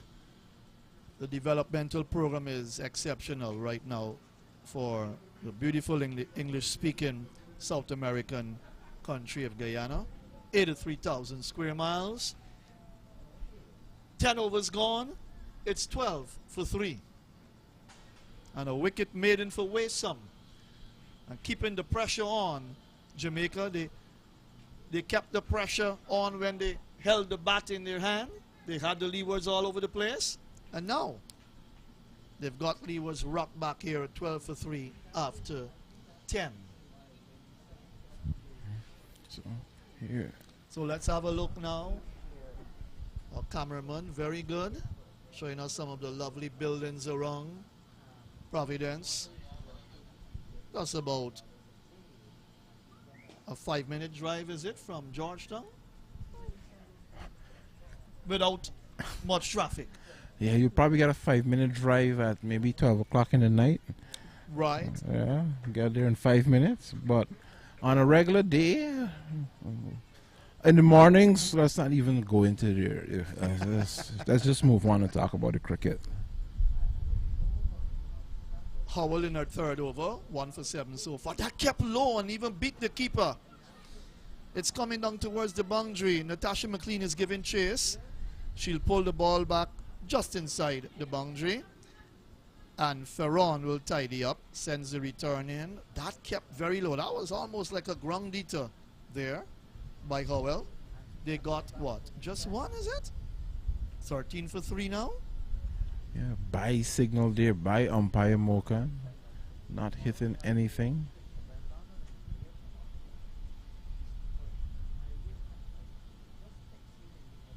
Yeah, through the legs of the keeper. It's Tamika Sanford. Beaten all ends up. Willett pushing at that one. Came across her stumps. And it went through to be taken by the wicketkeeper. Tamika Sanford. Natasha McLean is at slip. The captain is at backward point. On the leg stump, turned away to mid-wicket, where Vanessa Watts is, and there is no run. Brilliant sunshine at Providence. And again, Mikuan, if you look at the clouds and the lovely blue. What a day it has turned out to be, knowing that we've had a lot of rain. That's inside edge of French cut again, coming down towards fine leg. A chase here for the fielder. She gets to the ball just inside the boundary. That's Ferron. And the return comes in. They get 2 runs. That's 2 to Willett. She gets herself off the mark with 9 deliveries. It's 17 for 3. 1 delivery left to complete 11 overs. Yeah, and Jamaica, they're just having their way at the moment. There's no sort of resistance or anything coming from the Leewards, so they're just free to do as they please. Leewards just looking to occupy the crease and try to bat out their allotted 20 overs. And even as we speak, it's 11 overs in the bag, And Leeward Islands 17 for 3. That's correct, 17 for 3 in pursuit of Jamaica's 170 for 5. It's a struggle out here, Matthew. I think it's time for them to get some batting practice, knowing that they're not going to get to that score, for sure, not with the batting lineup they've got. But they can get some batting practice with the 50-over tournament starting in 2 days' time. So we're looking at the mall, just to the northeastern part of Providence. And that's positioned between the media center and the big scoreboard to our right. Yeah, our mall and food court. And there's also a Massey store at that location. Amazonia Mall, owned by our very own former Test cricketer, West Indies captain. Has played down to mid-on. Henry Fields, no run. Giving back to the country, very good indeed. That's what you need from your cricketers. Help to grow and develop your country. Especially when you excel and you do well and you earn the big bucks. That's a nice shot by the captain, Shanisha Hector. That'll go for 4. Bisecting extra cover mid-off. That's a beautiful stroke by the captain, stamping her authority with that shot. As the skipper, the score moves on to 21 for 3. Yeah, it was a nice shot, just pitched up outside the off stump. The batter having a chance to free her arms and driving it beautifully through the covers. And the run rate climbs up to 1.83, Matthew. I like the terminology, climbs up. Required run rate of 17.65 runs per over. Let's watch Waysome. That's well played, nicely punched to the captain, tail at mid-off. She doesn't score on this occasion. And even though we're in over number 12, Jamaica can afford to just have 2 fielders outside the 30-yard circle.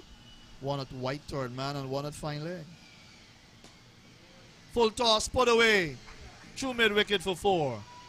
Well, you can't do that to Hector. She's a stockily built, powerfully built young lady. And she helped that beautifully over mid-wicket. A gift from Waysome. She picks up another boundary. It's 2 boundaries to her in the over. She's gone up to 10 from 12. It's 25 for 3. Yeah, just heaving that one. Taking it from just about the off stump. Putting it down to the mid-wicket area for 4.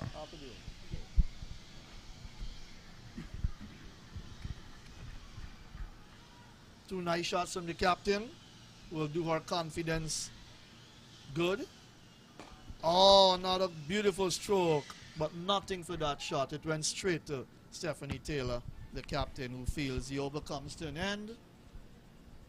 13 gone, 25 for 3. A little more from Mikuwanya, then it will be Inderjeet.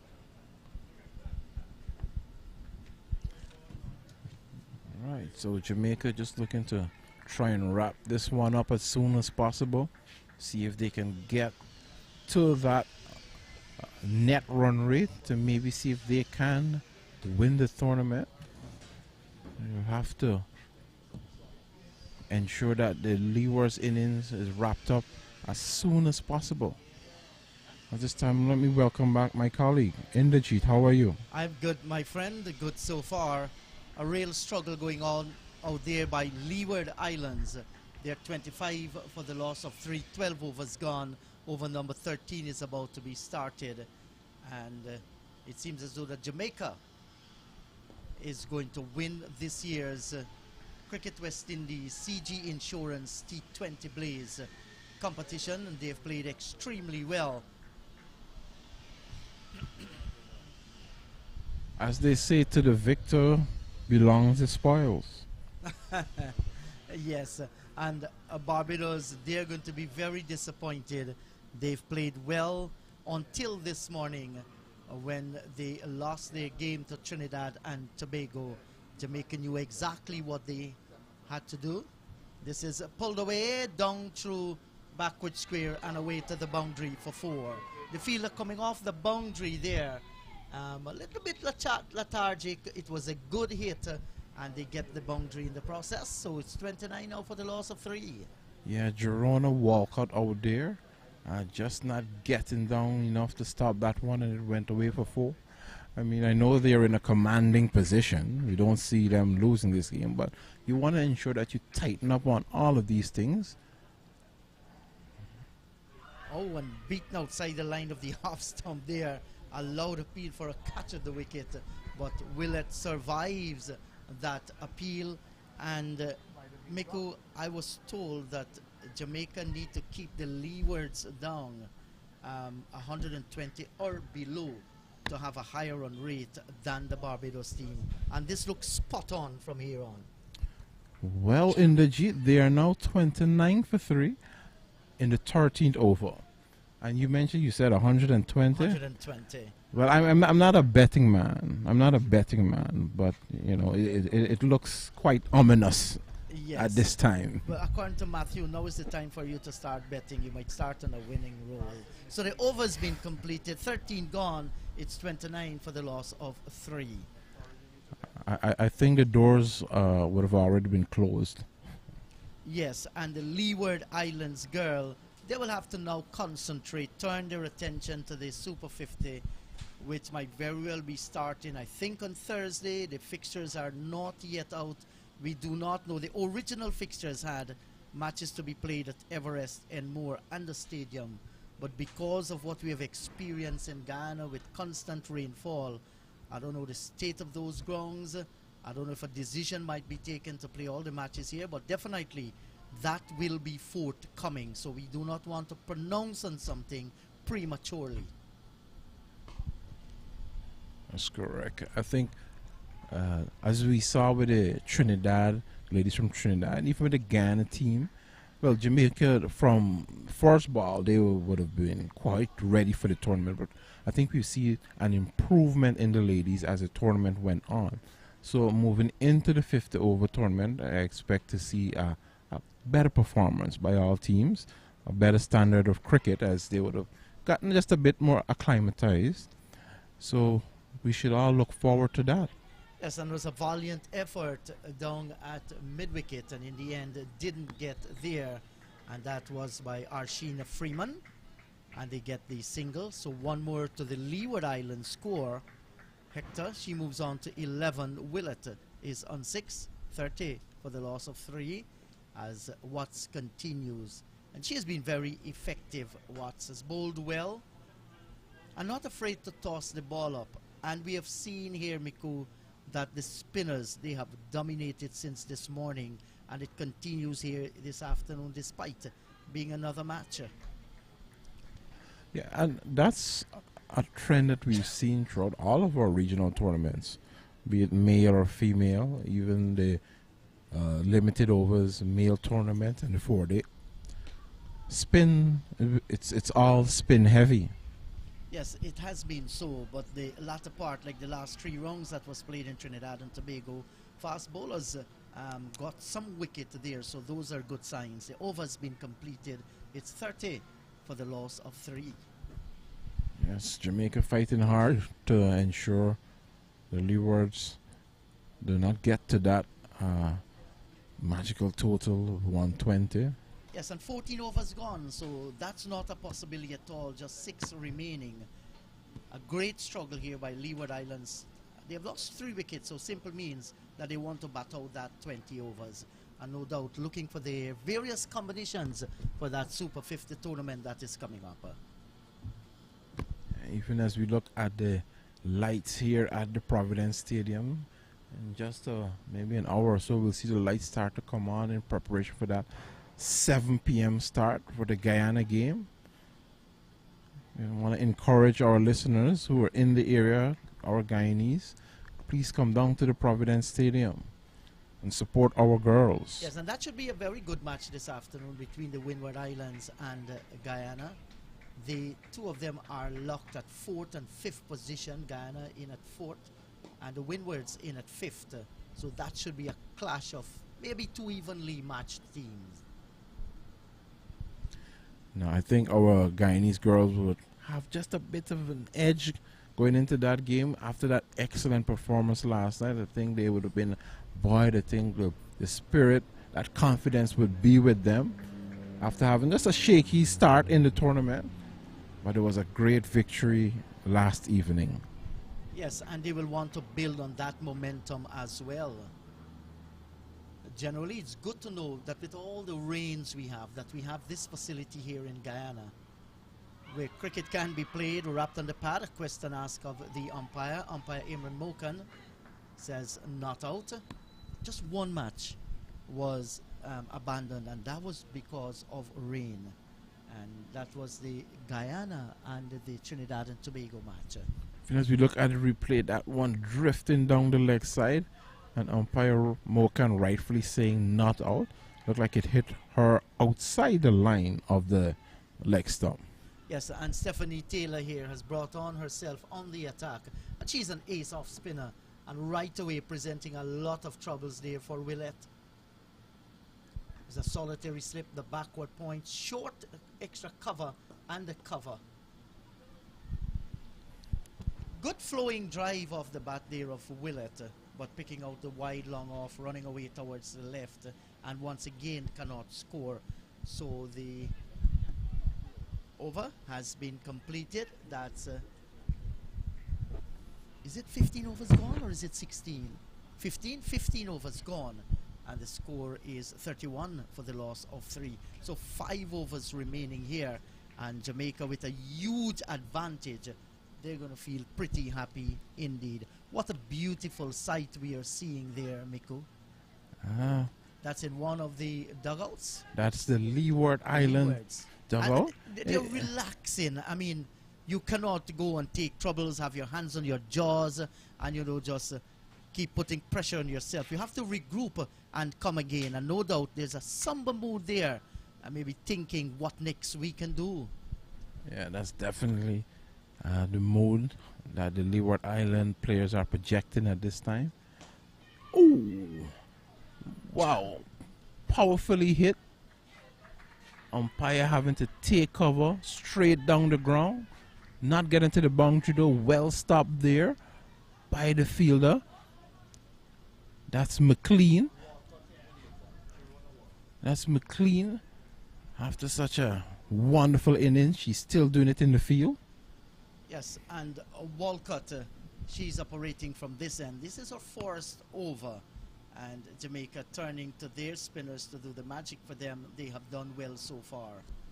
So they've brought in the cover from the boundary, bordering on that 30-yard circle.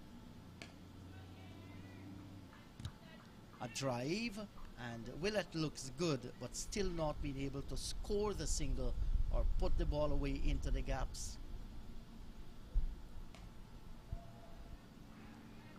So there's a string of fielders on the offside, a solitary slip.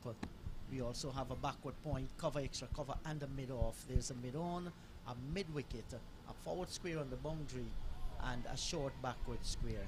Lots of height off the pitch from this one by Walcott. Yeah.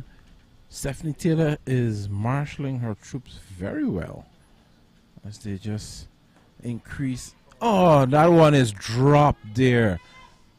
My goodness, that is dropped there by Vanessa Watts. Straight into the hands and out again. Should have been taken. Those are simple catches. You don't want to practice bad habits. A lack of concentration.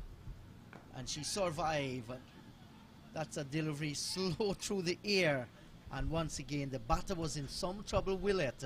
It played down towards mid-on area. Another over has been completed. 16 gone, and the score is saying it's 32 for the loss of 3. Their target is 171. That's out of the window now. So the Leewards team will complete the T20 blaze without winning a match. Just some of the ground officials sitting around there. That's umpire Lambert sitting around having a gaff with Abina Parker, serving as ground officials here at the stadium for this tournament.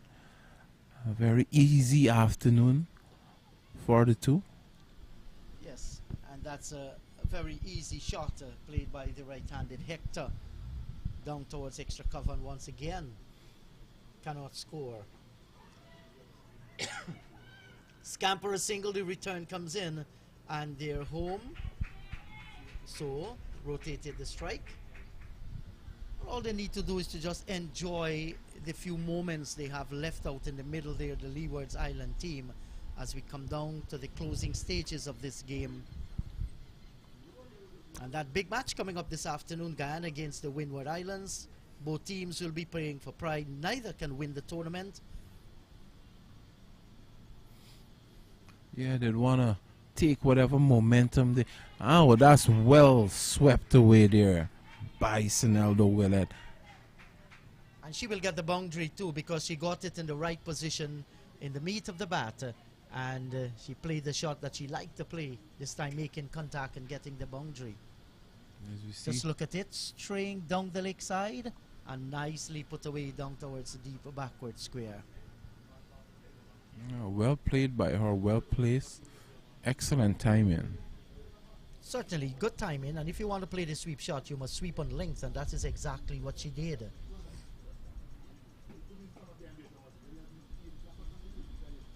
And Stephanie Taylor here, Miko, is not afraid at all in tossing the ball up. Let the batter come after me. But Willett has faced 30 deliveries so far, has been there for a long time. Well, in the Jeet, at this point, I don't think Stephanie Taylor is afraid of anything. Not at all, not at all. She knows there's going to be a celebration after this game. Jamaican style in Ghana, maybe a few reggae song, a few reggae moves. You never know, the land of Bob Marley. That's a brilliant shot, getting down on one knee. That's Willett, and depositing this one over backward square for a boundary. Stephanie Taylor, look at her. She's hands akimbo. How dare on earth you want to play that shot against me? But it was a fine cricketing shot.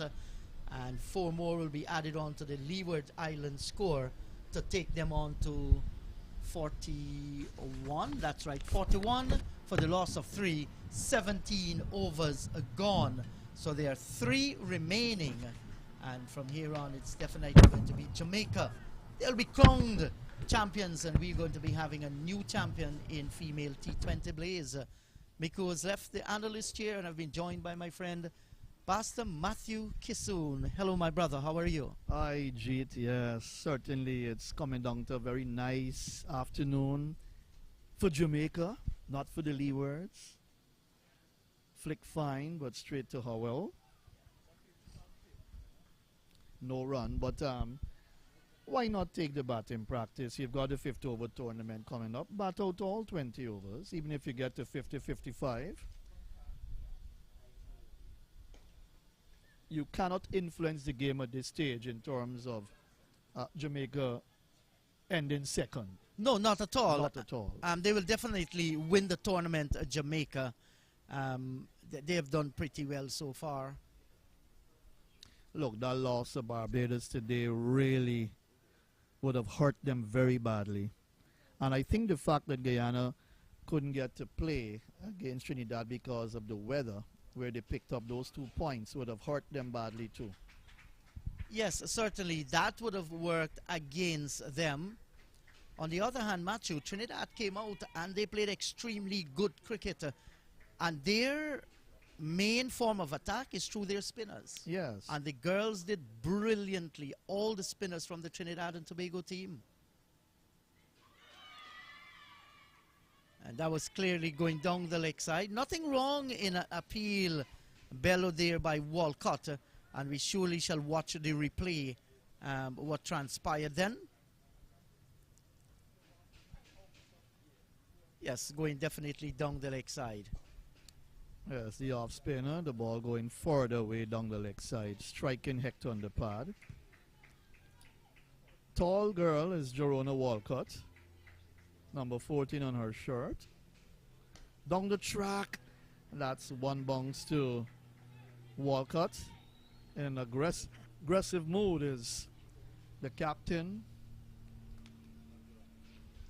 And Matthew, when you look at it, extras 15 out of that total of 43 for the loss of 3. So that's a very good assistance via the extras, something that they need to work on as well. Hector on 15, Willett is on 15 too, 43 for the loss of 3, just 2 overs remaining, looking for 171. That 171 was punctuated with the brilliance of Natasha McLean, who scored 83, Stephanie Taylor making 56. That took the match completely away out of the hands of the Leeward Islands. 83 from 54 balls, 9 fours and 3 sixes for that pugnacious opener. And Taylor with a classy 56 from 51 balls, 5 fours. And that innings by Taylor, by the time you realize it, she got to the 56 there, scoring her singles, her twos, and hitting the occasional boundary, while the attention was placed on McLean. When you look up at the board and you see Taylor got a half century, it's like, where she got it from? And it simply shows once you occupy the crease, you look for singles, you can contribute with the bat. And she's a very sensible cricketer, very experienced, has given yeoman services to Jamaica and West Indies cricket as well. Now she's going to change the angle. She's going to come around the wicket, Stephanie Taylor. But look, Gito, on the other hand, for the Leewards, this young lady batting, Saneldo Willett, has not been a bad cricketer for them at all. No, and might very well perform better, might be more suited to the 50-over game, because the way she has been constructing her wicket out in the middle, she's not going to give it away. Look, she has faced 38 deliveries, she has gotten 15, but is playing an innings for her team, realizing they cannot win. You just don't want to be bowled out and move back to the dugout. The over has been completed. It's 43 for the loss of 3 Leewards. And Dollar Bile as well seems to be a player that will stay on for a longer period of time. Maybe not quite suited for the 20 over, but she'll get an opportunity in the longer version to bat long. She seems to have a reasonable technique, fighting right-hander for the Leewards. But yes, Willett for sure, and the captain will need to do some good work in the 50 over tournament, along with the likes of Leewards and Amanda Edwards. They need to really try and play better cricket. And Matthew, Stephanie Taylor has ended her T20 Blaze match with a maiden, and what a fine way to end it. A little half-hearted push drive there by Hector, and the ball just ballooning over the top of the edge and into the gloves of the keeper.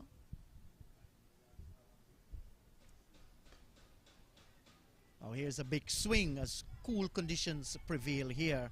So let me remind you, there is one match remaining in CWI T20 Blaze, and there's a lone fella there sitting out in the middle and enjoying the scene, no doubt, having a bird's eye view at what's happening. That's a guy on the grass mound. Yes. As we see there, John Ramsing, there's another, this time a lady sitting flat on the grass. And there's blessing on the earth. She chooses a position with the Guyana flag and the other flag flopping away in the distance as well on the grass mound. What a beautiful piece of scenery there. Lots of green. Swan plays down towards the long off, and they'll get a single. One more to the score. Should rotate now on to 44. 2 deliveries remaining here. Both batters were Willett 15 from 39, Hector 16 from 30. Not bad from the 2 at the bottom end of the innings. 44 for 3. And that's why I said up for the batting practice here. Yes, they should. But so even at this stage, they're still seizing the opportunity with a misfield to go and get the single. But as you said, Leewards will head without a point. Guyana will be in 4th position. They're in 4th position. And of course, Jamaica set to dethrone So the final Barbados. delivery coming up here in this clash between Jamaica and the Leewards. A big swing, and this has gone through down towards mid-wicket. The return comes in, and Jamaica, they have scored 124 runs victory against the Leeward Islands, and there is no doubt they are Cricket West Indies T20 Blaze champions 2022.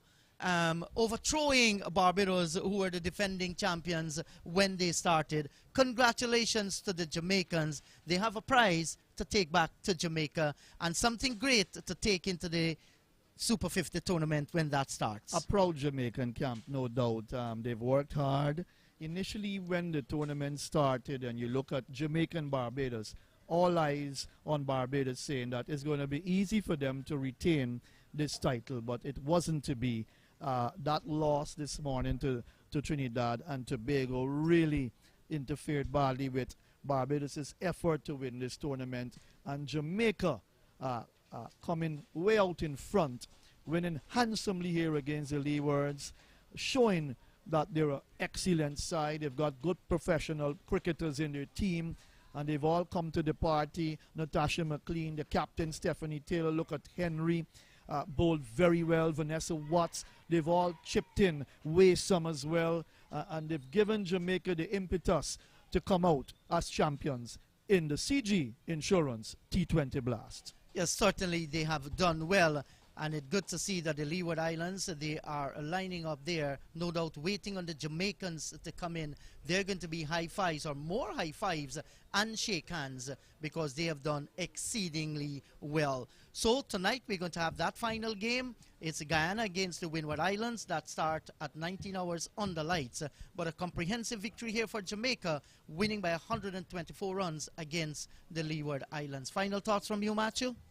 Yes, certainly a good game for Jamaica. Their batting clicked very nicely. The best score in the T20 tournament of 170.